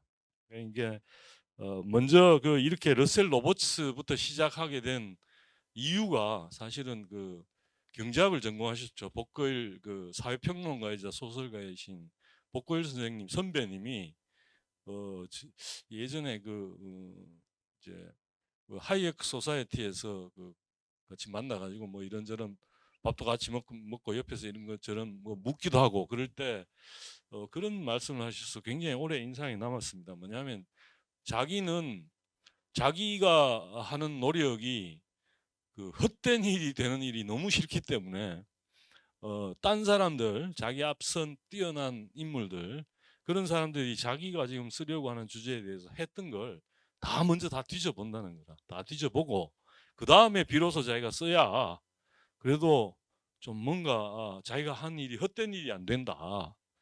그런 말을 해가지고 별로 그런 적이 없이 그냥 썼던 나로서는 굉장히 인상에 남았습니다. 그래서 나도 좀 그렇게 해야 되겠구나 그런 생각을 하던 차에 아담 스미스 도덕 감정론도 그래서 그런 게 있다면 먼저 좀 자세히 읽어봐야 되겠다 그런 생각을 하던 차에 마침 러셀 로버츠가 이걸 썼다길래, 러셀 로버츠는 예전에 보이지 않는 마음이란 책을 가지고 제가 학생들을 가르쳐 보니까, 특히 이 사회교육과 학생들을 가르쳐 보니까 굉장히 효과적이길래, 그래서 상당히 소설가지만 그 내용을 잘 알면서 소설을 통해 갖고 뭔가 이야기하는 아주 뛰어난 능력이 있는 사람이었어요. 그래서 그런 점에서 기대를 갖고 열심히 읽었는데, 그 가운데 이제 제가 이제 그 좀 인상 깊었던, 이렇게 해석할 수 있구나, 그 부분을 말씀드리고자 합니다. 먼저 이제 이걸 아담 스미스 문제라고도 흔히 얘기를 하는데, 뭐냐 하면 아담 스미스만큼 사실은 자기의 뭐랄까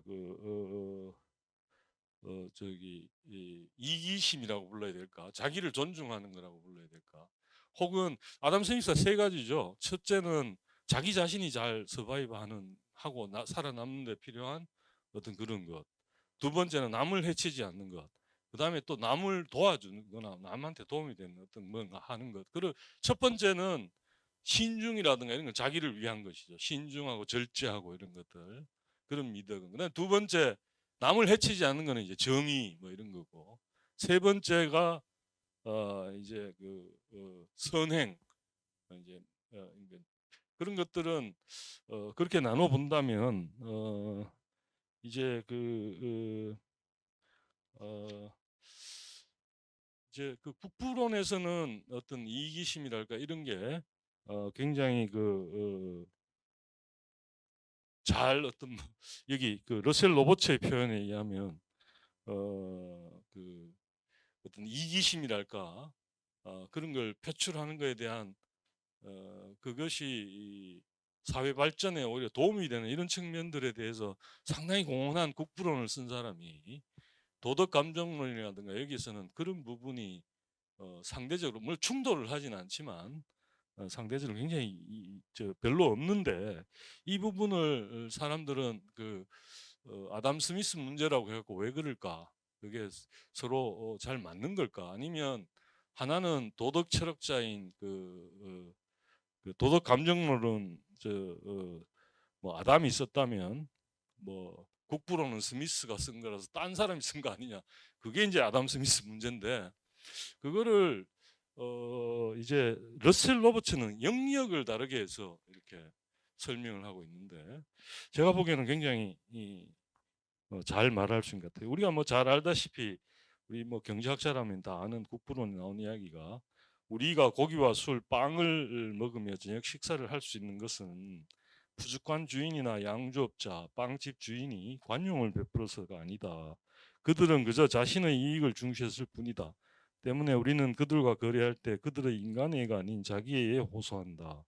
또한 우리가 필요한 것을 말하지 않고 그들에게 유리한 점을 말한다. 이렇게 이야기를 하죠. 이거 자주 뭐 인용하기도 하고, 이걸 두고 뭐 인비저블 핸드니 뭐 이런 말도 쓰기도 하고 그러는데, 그런데 도덕 감정론에 보면 거기에는 행복한 삶, 혹은 뭐 공정한 관찰자를 상정해서 그 사람으로부터 승인을 받아야, 또 가짜 승인이 아니라 자신이 사랑을 받을 만한, 승인을 받을 만한 자격이 있음을 스스로 알 때, 그때 비로소 행복할 수 있고, 약간 뭐 그런 식 이야기라서 거기에 나와 있는 얘기도 예컨대 왕이 정복을 어디 하려고 하니까 그리스 정복을 하려고 하니까 그 신하가 그걸 말리기 위한 방법으로 그걸 정복한다 안 되면 또 뭘 할 겁니까? 이렇게 물으니까 그 옆 나라도 정복하지 이렇게 되더라고요. 그럼 그 나라도 또 정복하면 뭘 하겠냐? 그러니까 또 옆 나라도 정복하지. 그러면 그렇게 계속했다 그러면 나중엔 도대체 뭘 하겠냐? 그러니까 그러니까 충분히 다 하고 난 다음에는 즐겁게 당신 같은 친구들이랑 같이 이제 포도주도 한잔하고 음악도 듣고 그러지. 그럼 왜 지금 그걸 안 하느냐? 이러니까 더 이상 이제 할 말이 없어. 그 사람한테 할 말이 없어갖고 그래 알았다 그러면서 정복하는 걸 포기하는 이야기가 나오는데 그 저기 누구죠? 여기 그 러셀 로버츠가 그걸 최신 버전 인터넷에 떠도는 이야기를 거기 하나 적어 놓습니다. 내용이 뭐냐면 어, 어떤 미국 그 MBA를 한 친구가 멕시코 해안에 이렇게 가서 호젓한 해안에 갔더니 한 어부가 거기 가서 그냥 물고기 하나 잡고 그냥 조금만 일하고 그냥 갖고 와갖고 또 잡아와서 또 그 친구들하고 또 맥주 마시면서 이렇게 하고 그러니까 야 내가 MBA를 한 사람으로서 나한테 조금 좋은 조언을 주겠다. 그래서 한 마리만 잡지만 조금만 잡지 말고 좀 이렇게 사람도 불러 모으고 해갖고 고기를 좀 많이 잡아라. 응? 그래가지고 일정 이상 잡아가지고 좀 대규모로 해서 일정 이상 잡아서 그거를 가공 공장에 통조림 같은 거 만드는데 팔아라. 그렇게 하면 꽤 돈을 받을 거고 그게 조금 되면 아예 저 가공 공장을 사라. 그래서 수직적 지금으로 우리 식으로 말하면 수직적 통합을 해라. 그렇게 하고 난 다음에 좀 되고 나면 저기 저 배도 조그만 게 아니라 그냥 선단을 꾸려가지고 그렇게 하고 그렇게 좀 하고 난 다음에는 그걸 갖다가 이왕이면 저 미국 그 뉴욕 증시 같은 데다가 상장을 하라. 그러면 그게 탁 상장이 잘 되는 순간 당신은 대박을 터뜨릴 거다. 그런 식으로 뭐 이렇게 하지 말고 그러니까 그 친구가 또 그래서 그 다음에 뭘 할 거냐 그러니까 그러고 난 다음에 또 늙으면은 이런 호젓한 저기 바닷가에 와서 밤늦게 친구들이랑 그 맥주도 한잔 하면서 노래도 부르고 노래도 듣고 그러면 되지 않느냐 그러니까 그 친구 대답이 그 저 아담 스미스가 인용했던 거 똑같은 거의 같은 거죠. 왜 그걸 지금 하면 안 되냐? 뭐 이런 게 인터넷에 떠돌고 있다고 이렇게 적혀 있어요. 그런 식으로 행복이란 게 반드시 어떤 그런 승인이라든가 공정한 관찰자 자기가 생각하는 그것이지 그게 무슨 뭐 소위 말하는 소득이 조금 많다 적다 이런 차원이 아니라는 그런 걸 이렇게 암시하는 그런 것도 올려놓고 있는데 그런 점에서 아까 말한 대로 그러니까 그 폭 좀 상당히 다르다 국부론하고 그건 인정을 해야 되는데 그럼 여기에 대한 이제 러셀 로버츠 나름대로 하고 있는 이야기는 도덕 감정론과 국부론이 인간의 본성이나 행동 방식에 대해 다른 이론을 제시하는 건 아니다. 다만 도덕 감정론은 가까운 사람 인지하고 서로 자주 만나고 그런 사람들 관계를 다루는 거고 그에 비해 국부론은 어떤 모르는 사람들 간의 그 문제 그래서 익스텐디드 하이에크가 익스텐디드 오더라고 그런 그래서 석기 시대 마인드 내지는 서로 협동해서 당장 다른 사람으로부터 자기들을 보호하고 하는 그런데 집중해야 될 서로 잘 아는 그런 관계 속에 발달한 윤리 내지는 이런 것들하고 더 가까운 게 사실은 도덕 감정론이 다루고 있는 그런 부분이고 그게 아니라 그 익스텐디드 오더니까 예컨대 그 전번에 규제론 하신 최 누구죠? 최 교수님 연세 좀 되고 갑자기 최병성 교수님이 안 그래도 이제 깜짝 놀랐는데 제가 예전에 어디 아이펜슬을 갖다가 예전에 자주 써먹었는데 그걸 최 교수님 제일 앞에 딱 적어놔가고 순간적으로 굉장히 놀랐는데 어쨌든 아이펜슬 같은 데서 나오는 연필 한 자루를 만드는데 익스텐디드 오더에서는 전 세계 사람들이 각각이 갖고 있는 정보나 그 사람이 갖고 있는 그 가성비 좋은 무슨 연필 하나 사람들이 찾는 그거에 이제 만들어지는 과정이고, 그 과정이란 거는 실은 서로 모르는 사람들 간에도 협력이 잘 되고 뭐 어려워하지. 그게 될 때, 그리고 그 사람들이 어, 저 일종의 그 이익을 최대화하려는 노력, 그런 걸 할 때 이루어지고, 우리가 예컨대 뭐 사업을 하면서 이 사람이 좀 어릴 때 조금 뭐 무슨 사정이 좀 있어서 뭘 좀 잘 못하는 걸 좀 봐주기 위해서 딴 사람보다 오히려 더 페이버를 준다거나 이렇게 하면 잘 돌아갈 것 같지만 오히려 반대죠. 오히려. 그래서 시장에서 어떤 자원이 가장 사람들이 더 필요한 가치 계획인 곳으로 자꾸 옮겨지도록 만들고, 더 적은 비용으로 자꾸 만들어가는 그런 과정, 또 새로운 물건들이 등장하고 이렇게 하는 거는 결국은 아담 스미스가 그런 걸, 그러니까 야욕 내지는 이기심, 자기가 그 필요한 뭔가 비록 자기가 다 쓰지 못하더라도 그런 걸 통해 갖고 만들어진다는 걸 스미스가 굉장히 잘 알고 있었음에도 불구하고 그걸 굉장히 적극적으로 인정하기보다는 굉장히 그 문명이란 말을 쓰긴 했지만 러셀 로버츠의 표현에 의하면 굉장히 얌전하게 만 얘기하고 있다. 근데 그 왜 그런가? 그는 그 방금 말씀드린 것처럼 적용하는 게 가까운 사람들 간에 그 행복이란 거는 그런 면에서 가까운 사람들 간에 어떤 그 승인을 공정한 관찰자를 스스로 이렇게 했을 때 그 사람으로부터 그걸 받아야 행복하다고 보면 어떤 그런 걸 다루는 거고, 그랬다는 걸 영역이 서로 다르다 이렇게 이야기를 하고 있는 것 같습니다. 그래서 한편으로는 이해타산이란 걸 갖다가 나쁘게 볼 수 없는, 그걸 자꾸 도덕적으로 비난하거나 그래서는 안 되는 상업의 세계가 있고, 또 다른 한편으로는 가족처럼 예컨대 때로는 가족처럼 가까운 관계인데 그 사람한테 자기를 도와줬다고 당장 그게 이 사람이 기회 비용이 얼마나 나한테 오느라고 들었는지 계산해 갖고 그걸 지불을 하면 오히려 굉장히 그 사람을 모욕하는 게 될 수도 있는 건데, 그죠? 그래서 어떤 그런 걸 잘 두 개의 세계, 지금의 사람들은 옛날 사람들하고 달리 석기 시대나 혹은 뭐 그런 시대랑 달리 농업 시대나 아직 덜 상업 사회가 되기 이전의 사회 공동체 속에서 살던 그때와 달리 두 개의 세계를 같이 이해하면서 잘 살아가야 되는 쉽지 않은 과제를 안고 있다. 그래서 하나는 상업의 세계에서 그 약간 이해타산적이지만 그걸 잘 해내는 어떤 그런 게 또 있어야 되고, 또 가족 속에서는 아담 스미스가 말한 공감의 능력을 통해 갖고 사랑받을 자격이 있는 사람으로서 잘 살아가야 되는 자기 주변의 뭐 가족도 있고 그다음에 또 친구도 있고 뭐 여러 경우가 있겠죠. 그래서 그걸 해내야 되는 그런 게 있고, 그래서 이게 사실은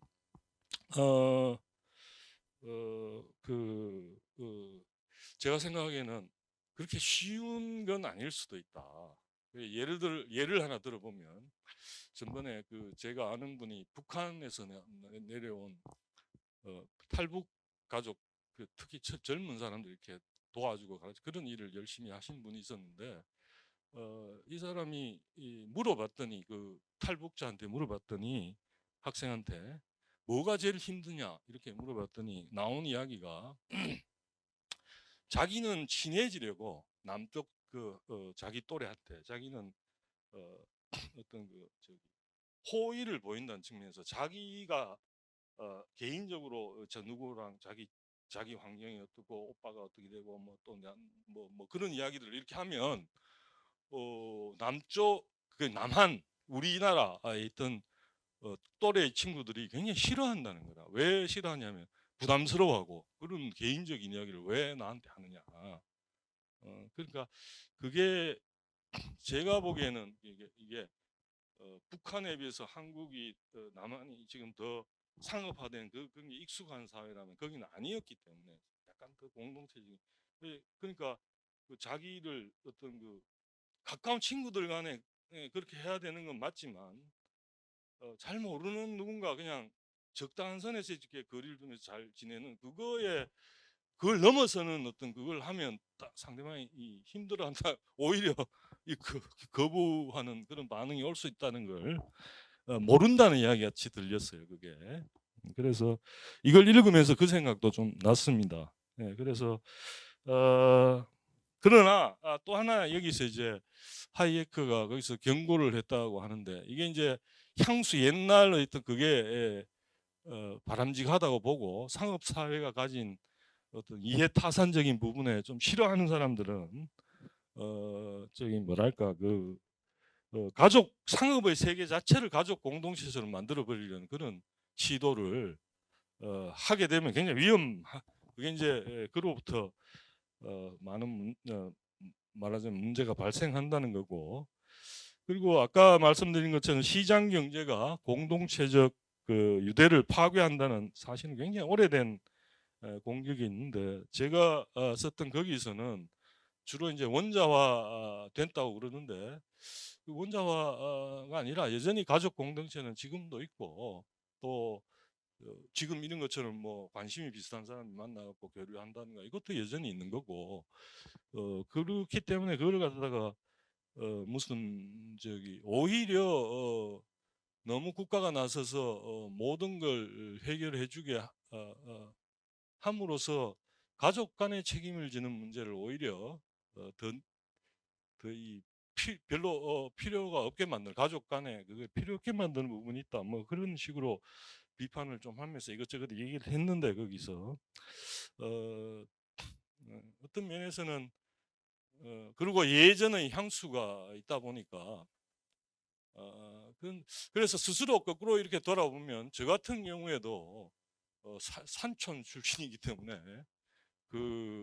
예컨대 도시에서 예컨대 고등학교 다니다가 시골로 들어가면 각 집집마다 돌아가면서 밥을 한 끼씩 다 안 먹고 다시 방학을 마치고 돌아오면 굉장히 나쁜 놈이 되는 그런 분위기에서 컸기 때문에 그런 것들이 또 한편으로는 이런 상업 세계와 좀 맞지 않는 그런 부분도 잘 알고 있습니다. 제가 그래서 이게 그 러셀 로버츠 이런 이야기가 한편으로는 여기 그 책에도 나온 이야기입니다만 어릴 때는 부모가 다 해주는 속에서 그리고 뭐 다 챙겨주고 그러다가 이제 좀 지나면 경쟁도 해야 되고 자기에 맞는 자리를 상당히 어떤 면에서는 타산적으로 그걸 해야 되는 그런 세계로 들어가야 되기 때문에 거기에서 오는 좀 이 스무스하게 그렇게 들어가는 게 쉽지 않을 수도 있겠다 그런 생각을 하고 그런 부분에도 일정한 뭐랄까 그 두 세계를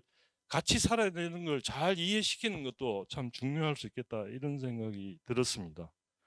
뭐 그리고 그 말고도 뭐 많은 아까 나왔던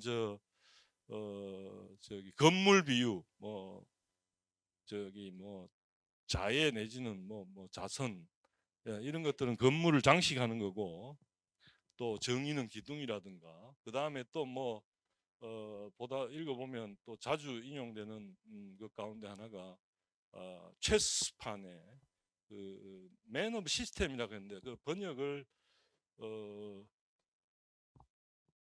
그러니까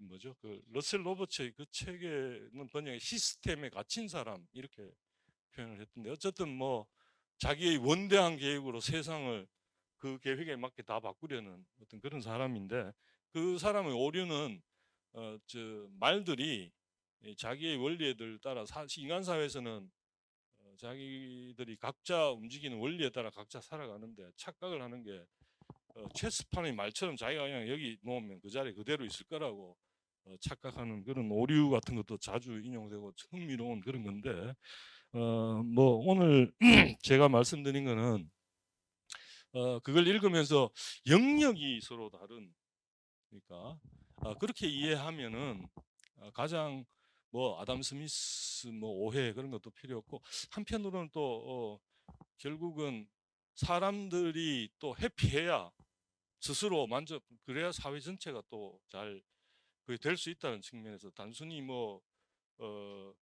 소득이 얼마 더 벌어도 물론 뭐 그렇긴 더 없는 것보다는 낫겠지만 그런 측면에서 그런 갈등적 요소가 있을 수 있는 부분을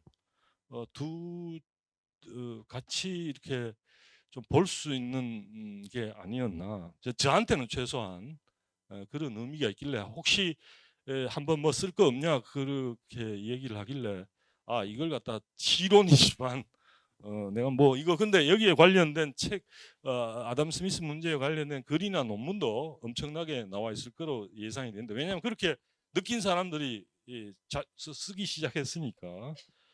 그런데 이제 그것들은 아직 다 뒤져보지 못한 상태입니다만은 한번 여러분한테 소개할 겸 그냥 간단하게 정리를 한번 해봤습니다.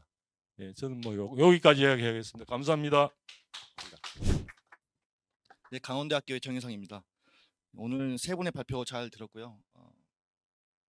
저는 이번 그 번역 프로젝트에 참가를 안 했는데 아주 잘한 행동이라고 생각합니다. 너무 어렵습니다, 주제가.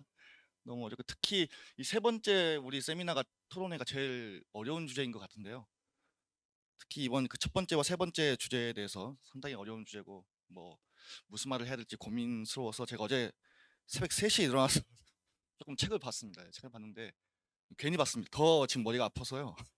잠도 못 자고 머리가 더 아파서 할 말이 더 없어지는데 그래도 아마 제가 좀 들으면서 개인적으로 궁금했던 거나 아니면 코멘트는 아니고 그냥 하고 싶은 말 좀 하겠습니다. 그 첫 번째는 뭐냐면 그 김성준 교수님과 이제 김일석 박사님 주제와 좀 관련이 있을 것 같은데 사실 이제 이쪽 그 최근에 이제 김용민 교수님께서 책을 내셨는데요. 그런 책을 좀 읽어보면 결국 그 고전학파 학자들 있잖아요. 그러니까 뭐 누구죠? 뭐 아담 스미스를 포함해서 뭐 루소니, 노크니, 호흡스, 그다음에 뭐 휴움 같은 분들이 이제 고민했던 게 결국에는 우리 인간 문명이 또는 사회가 그 아주 원초적인 그 야만 또는 뭐 자연적인 상태에서 어떻게 이렇게 문명의 사회로 넘어오게 됐는가를 이제 많은 설명을 시도하십니다.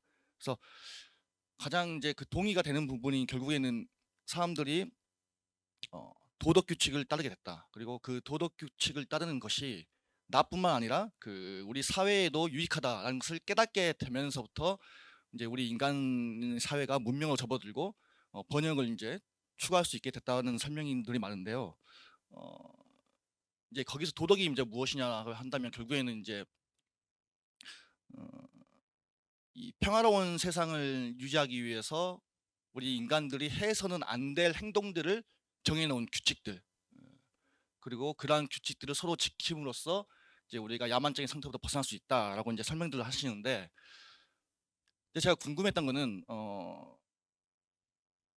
먼저 이제 그분들 그러니까 고대 이제 고전학파에 있는 분들은 이 도덕 규칙을 따르는 게 좋다는 것을 어떻게 알 수 있었냐고 우리 인간들이.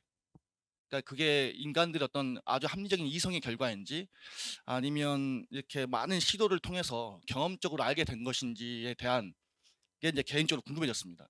궁금해졌고 요걸 이제 제가 그 아담 스미스 오늘 주제인 도덕 감정론 특히 그 도덕 감정론 책과 연결시켜 봤을 때 아까 이제 김일석 박사님께서 말씀하셨지만 그 공평한 관찰자를 이제 어떤 분들은 그 아담 스미스의 공평한 관찰자를 결국 그 사람 어떤 한 개인의 마음속에 들어있는 도덕이라고 이제 그 평가하시는 분도 계시는데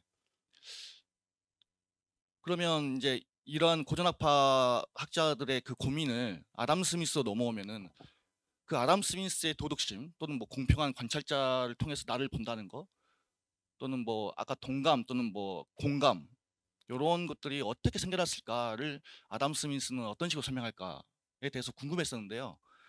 그리고 플러스 이제 오늘 김일석 박사님 발표를 들으면서 또 한 가지 궁금한 게 생겼는데 이제 너셀 러브츠가 이 도덕 감정론은 가까운 사람들 간의 관계에서 뭐 적용될 수 있는 뭐 원칙 이런 걸 이제 다뤘다고 말씀하셨는데 물론 김일석 박사님께서 언급하셨지만 그렇다면 이게 이 고전학파 학자들이 다뤘던 도덕 규칙 같은 거 그러니까 뭐 상당히 많은 사람들이 결국 도덕 규칙을 따르는 것이 나뿐만 아니라 우리 사회에 유익하다는 것을 알게 됐고 그것 때문에 이제 사회가 이제 번영을 하고 문명으로 접어들 수 있었는데 아담 스미스의 도덕이 만약에 그 가까운 사람들 간의 관계를 다루는 거라면 어떤 인간 사회 문명과는 좀 거리가 먼 개념 아닌가 생각을 한번 해봤습니다. 예, 그런 생각을 해봤고요. 그래서 아담 스미스의 기여도가 무엇인가? 그러니까 제가 이제 이것도 궁금해서 어떤 분의 책 뒤편을 그 인덱스를 봤는데 역시나 아담 스미스 인용은 딱 한 군데 나오고 뭐 예를 들면 뭐 홉스나 로크 또는 뭐 흉 같은 분들은 되게 많은 부분에서 인용이 됐더라고요. 그래서 아담 스미스의 그 이쪽 분야, 그러니까 뭐 철학, 사회 철학이나 도덕 철학 부분에서는 조금 기여도가 좀 낮지 않은가라는 또 한번 개인적인 생각을 좀 해봤습니다. 그리고 두 번째 주제가, 그러니까 두 번째 질문은 어, 우리 오경수 교수님 파트에 있는 것과 좀 관련이 있는데요. 아담 스미스가 시장 개입에 대해서 이제 회의론을 가졌다는 표현이 있었고 그 이유 중에 하나가 이제 뭐 그 이해 집단들, 이익 집단들이 뭐 정부를 움직여 가지고 결국에는 자기들의 이익을 추구한다 이런 걸 싫어해서 또는 비판적으로 봐서 이제 시장 개입에 대해서 이제 회의론을 가졌다라고 이제 설명하셨는데 이걸 좀 보면은 결국 어, 우리가 현대에 넘어오면은 그 규제의 사익설, 그러니까 규제라는 게 결국에는 이익 집단들이 정부의 어떤 자원 배분 권한을 가진 정부를 포획해 가지고 자신의 이익을 추구하는 그러한 과정에서 규제가 생겨난다는 그 사익설을 비판적으로 본 거라고 저는 생각이 듭니다. 근데 그렇다면은 공익설, 규제의 공익설, 그러니까 예를 들면 독점이나 뭐 외부 여건이나 우리가 잘 알고 있는 뭐 공공재 또는 뭐 정부의 밑에층 문제를 해결하기 위해서 정부가 시장에 개입하는 경우라면 아담 스미스는 어떻게 생각했을까? 라고 이제 개인적으로 생각을 해봤는데요.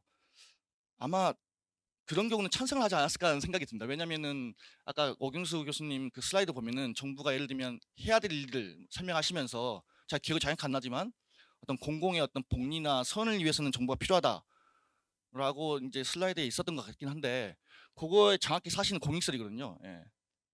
그러니까 공익적인 부분에 있어서는 규제가 필요하다라는 건데 이 공익설도 결국에는 이제 현대 경제학자들에 의해서 많은 부분 문제가 있다는 게 이제 조금 뭐 증명이 되고 있는 과정이라고 생각합니다. 그래서 그런 부분은 또 조금 또 개인적으로 좀 의문이 드는 부분이었고요.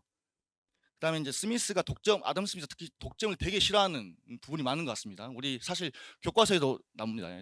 뭐 아담 스미스가 독점을 싫어하는데 더 싫어했던 것은 독점의 독점이다. 그러니까 뭐 예를 들면 우리 수직적 거래 관계에서의 독점.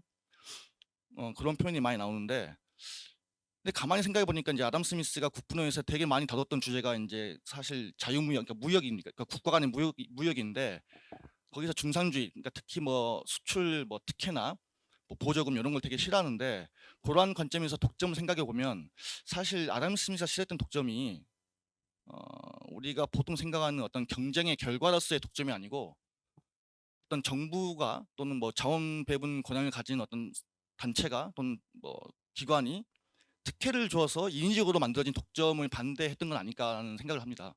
그런 의미에서는 뭐 이미 라스바드가 독점을 정의할 때 독점은 결국에는 정부의 특혜로 인한 그러니까 정부의 특혜를 받은 집단, 그다음에 정부의 특혜 때문에 경쟁이 이루어지지 않는 현상, 상태, 이제 그걸 독점이라 정했는데요. 그러한 부분을 스미스가 우려했던 것 같고, 뭐 예를 들면 아주 치열한 경쟁의 결과 어떤 산업에서 자연적으로 독점이 발생했으면 그거에 대해서는 스미스가 어떻게 생각했을까는 제가 개인적으로 궁금합니다. 그러니까 제가 뭐 국부론을 다 뭐 읽어보진 않았기 때문에요. 근데 국부론의 어떤 부분에서 또 그러한 그러니까 경쟁의 결과 독점도 우려했고 별로 좋아하지 않았다면 그건 또 스미스의 어떤 독점 이론에 대해서 한번 생각해 볼 만할 것 같습니다. 예. 네, 이 정도로 제 토론을 마치겠습니다. 감사합니다. 준비가 안 된 토론이라서 두서없이 얘기를 하게 될 것 같아 굉장히 걱정스러운데요.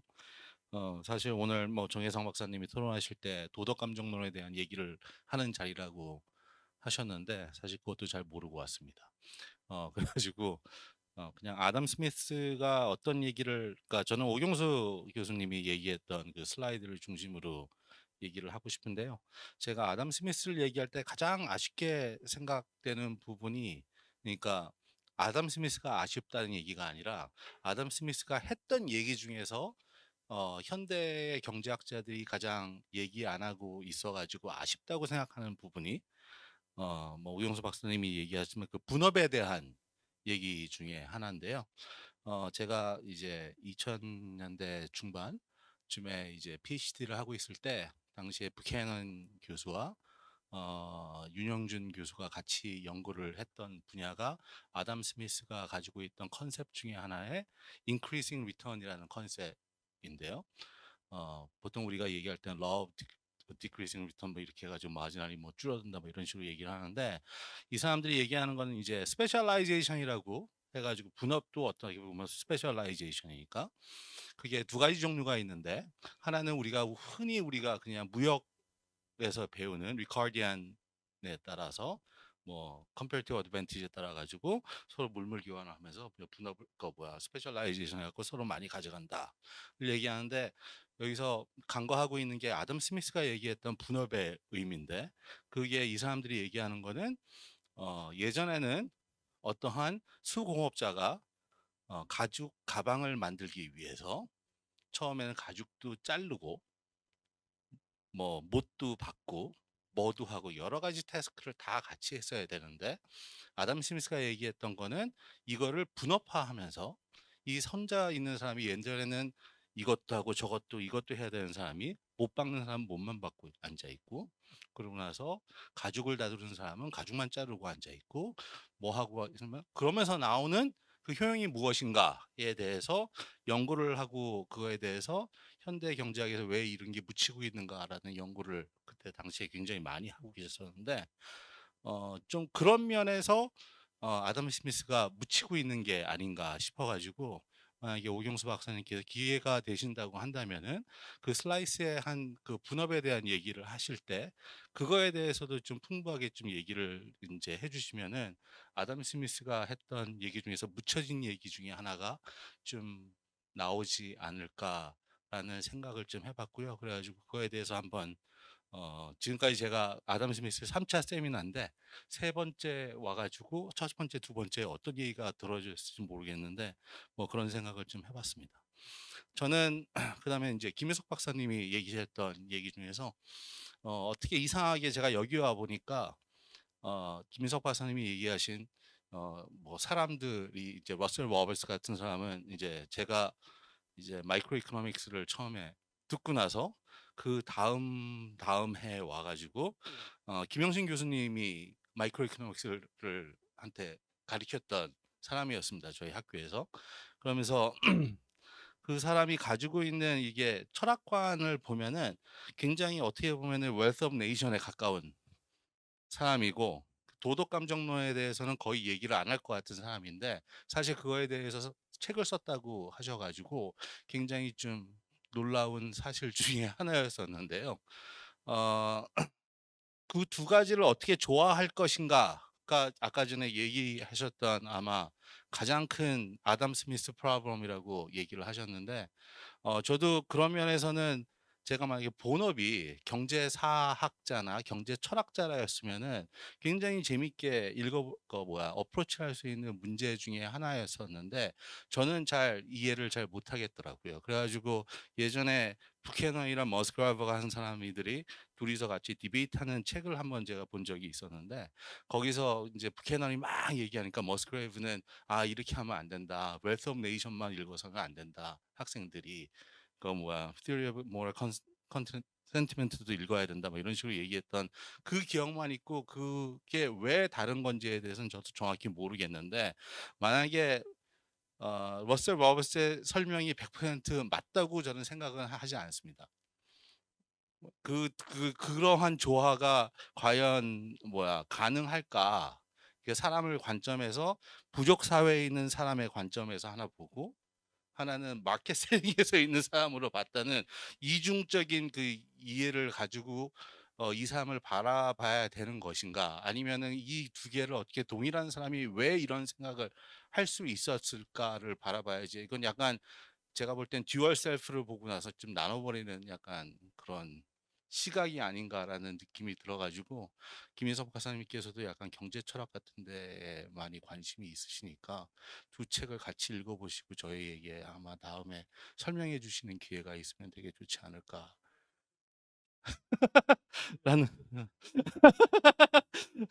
라는 생각이 들었습니다. 저도 잘 이해를 못하고 있는 거기 때문에 혹시 두 책을 꼭 읽어보시고 저에게 얘기를 꼭 같이 좋아해서 얘기를 해주시면은 감사를 드리겠습니다. 제가 이해를 못하는 분야 중에 하나이기 때문에 어쨌든 뭐 정혜삼 박사님 토론도 잘 들었고요. 그리고 저는 준비가 없는 토론 예상으로 마치도록 하겠습니다. 감사합니다. 네, 안녕하세요. 저 강원대학교 이진영이라고 합니다. 예, 오늘 이제 발표, 세 분의 발표와 두 분의 토론 잘 들었고요. 제가 이제 발표를 들으면서 한번 생각해 봤었던 것은, 아까 그 김성준 박사님 발표하실 때에, 그러니까 김성준 교수님 발표하실 때 내용이라 가지고, 예, 스쳐 지나간 내용이 잠깐 이제 기억에 나서 그거에 대해서 이제 얘기를 해보고 싶긴 한데요. 어, 그 정부의 역할에 대해서 얘기할 때 되게 인제 정부가 그 품위를 지키기 위한 노력을 해야 된다. 그 사람들을 아까 제일 디서밴티지가 큰 사람들을 위해서 정부가 인제 노력해야 되고, 그래서 품위를 지키기 위한 어떤 행위를 해야 되는 게 정부의 역할이다라고 하는 인제 부분이 있었는데요. 그 부분에 대해서 인제 제가 한번 생각을 해 봤는데, 꼭그 디서밴티지가 있고 그래서 굉장히 가난하고 못 살고 교육을 제대로 받지 못한 사람들의 품위를 올려주기 위해서 '그 역할을 꼭 정부가 해야 되나?'라는 인제 생각을 했어요. 정부가 할 수 있지만 그 생각의 핵심은, 예를 들어서 아까 인제 들었었던 그 내용의 예로 보면, 예를 들면 인제 많이 가지고 있는, 그러니까 부자라고 하는 사람들이 가난한 사람을 얕잡아 보고 낮게 보는 거 자체에서 인제 문제가 시작하는 것 같거든요. 그러면 인제 정부가 그 부자가 가난한 사람에 대한 생각을 고쳐 주는 그런 식의 역할을 꼭 해야만 하는가 싶어요. 왜냐하면 인제 문제 자체가 '부자가 가난한 자를 얕본다.'라는, 그래서 가난한 자의 지위가 낮아지는 것 자체가 인제 문제로 지적이 됐기 때문에, 그럼 정부가 나서서 그 품위를, 가난한 자의 품위를 유지시키기 위해 품위를 올려주기 위해서 뭔가 여러 정책을 펼치는 게 아니라 그 부자의 생각을 바꾸는 것에 집중을 해야 되는 게 아닌가라는 생각을 했거든요. 그러면은 정부가 나서는 게 아니라 오히려 그 부자인 그 사람들이 그 가난한 자를 얕보는 생각을 고치는 방향으로의 노력이 필요한 거고, 그러면 이제 여러 가지 방법이 있을 수 있는데, 뭐 예를 들어서 인제 인식을 바꿔야 되는 노력을 해야 된다라는 거니까, 뭐 인제 교육을 더 받는다든지, 뭐 예를 들면 그 인성에 대한 교육을 더 강화시킨다라든지. 근데 이런 식의 역할을 하는 주체가 꼭 정부여야 되는지라고 인제 다시 제 질문을 인제 하고 싶었습니다. 그러니까 제 의견은 굳이 여기에서 정부가 나서야 될 역할이 얼마나 큰지에 대한 약간 인제 의구심이 들어서 그랬었거든요. '그 역할이 굳이 정부가 아니어도 되는 거 아닌가.'라고 한번 인제 제가 생각을 해 봤습니다. 네. 제가 드리고자 하는 말씀은 여기까지입니다. 감사합니다. 일단 윤 박사님 저 러셀 로버츠 이야기가 맞습니다. 그러니까 여기에도 저 고백하고 있듯이 댄 클라인이 이콘톡에 자기가 나가서 도덕 감정론에 대해서 얘기하자 그래가지고 자기가 저기 그냥 창고에 처박혀 있는 도덕 감정을 그때 꺼내가 읽었으니까 이 사람이 도덕 철학자라기보다는 거기에 뭐 관심을 갖고 꾸준히 그걸 해온 사람은 아닌데, 이제 내가 이제 사람들이 가족들하고의 문제하고 그 다음에 나가서 상업 세계에서 또 그러니까 두 세계를 동시에 현대인이 살아야 되는 면이 있기 때문에 그걸 물론 관심은 없었지만 뭐 하이에크가 그런 말 했던 것도 다 알고 있고, 그러다 보니까 그 사람이 딱 내놓은 설명은 오래 했다고 해가지고 반드시 또 정확하게 잘 딱 맞추는 건 아니니까, 일단은 그런 점에서는 저기 러셀 로버츠의 이야기가 나한테 굉장히 솔깃하게 들렸다는 말씀이 드리는 거고, 그 다음에 뭐 도덕 감정론하고 국부론하고 다 읽어서 뭐 그걸 하라는데, 아이고 도덕 감정론도 내가 저기 안 그래도 그 리딩을 지금 하고 있는데 막 그냥 그거 다 따라가기도 내가 다른 일이 바빠서 좀 못 하고 있는데, 어쨌든 어, 그 읽기가 이 양반이 이제 러셀 로버츠가 고백하고 있듯이 집어 던지고 싶을 정도로 지리하게 나가고 이러니까 한 3분의 1 이상 읽었을 때 비로소 참 재미를 느껴 끝까지 열심히 읽은 것 같아요. 러셀 로버츠도. 어쨌든 뭐 저로서도 인내심을 발휘해갖고 읽을 생각까지는 있는데 그걸 또 숙제를 뭐 어떤 건지 뭐 밝혀라 이런 걸 머리에 두고 읽으면 굉장히 힘들 거.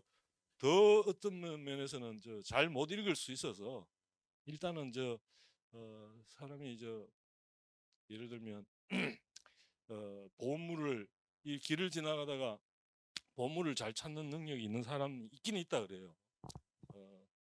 영어 단어도 있고 그렇지만 그게 발견될지 안 될지는 뭐 두고 봐야 아는 거고 읽다가 혹시라도 뭐 생각나는 게 있으면 그때는 뭐 무슨 말을 한번 해보기로 하고 그렇지 않을 때는 그냥 조용히 지나가는 걸로 그렇게 하도록 하겠습니다. 예, 고맙습니다.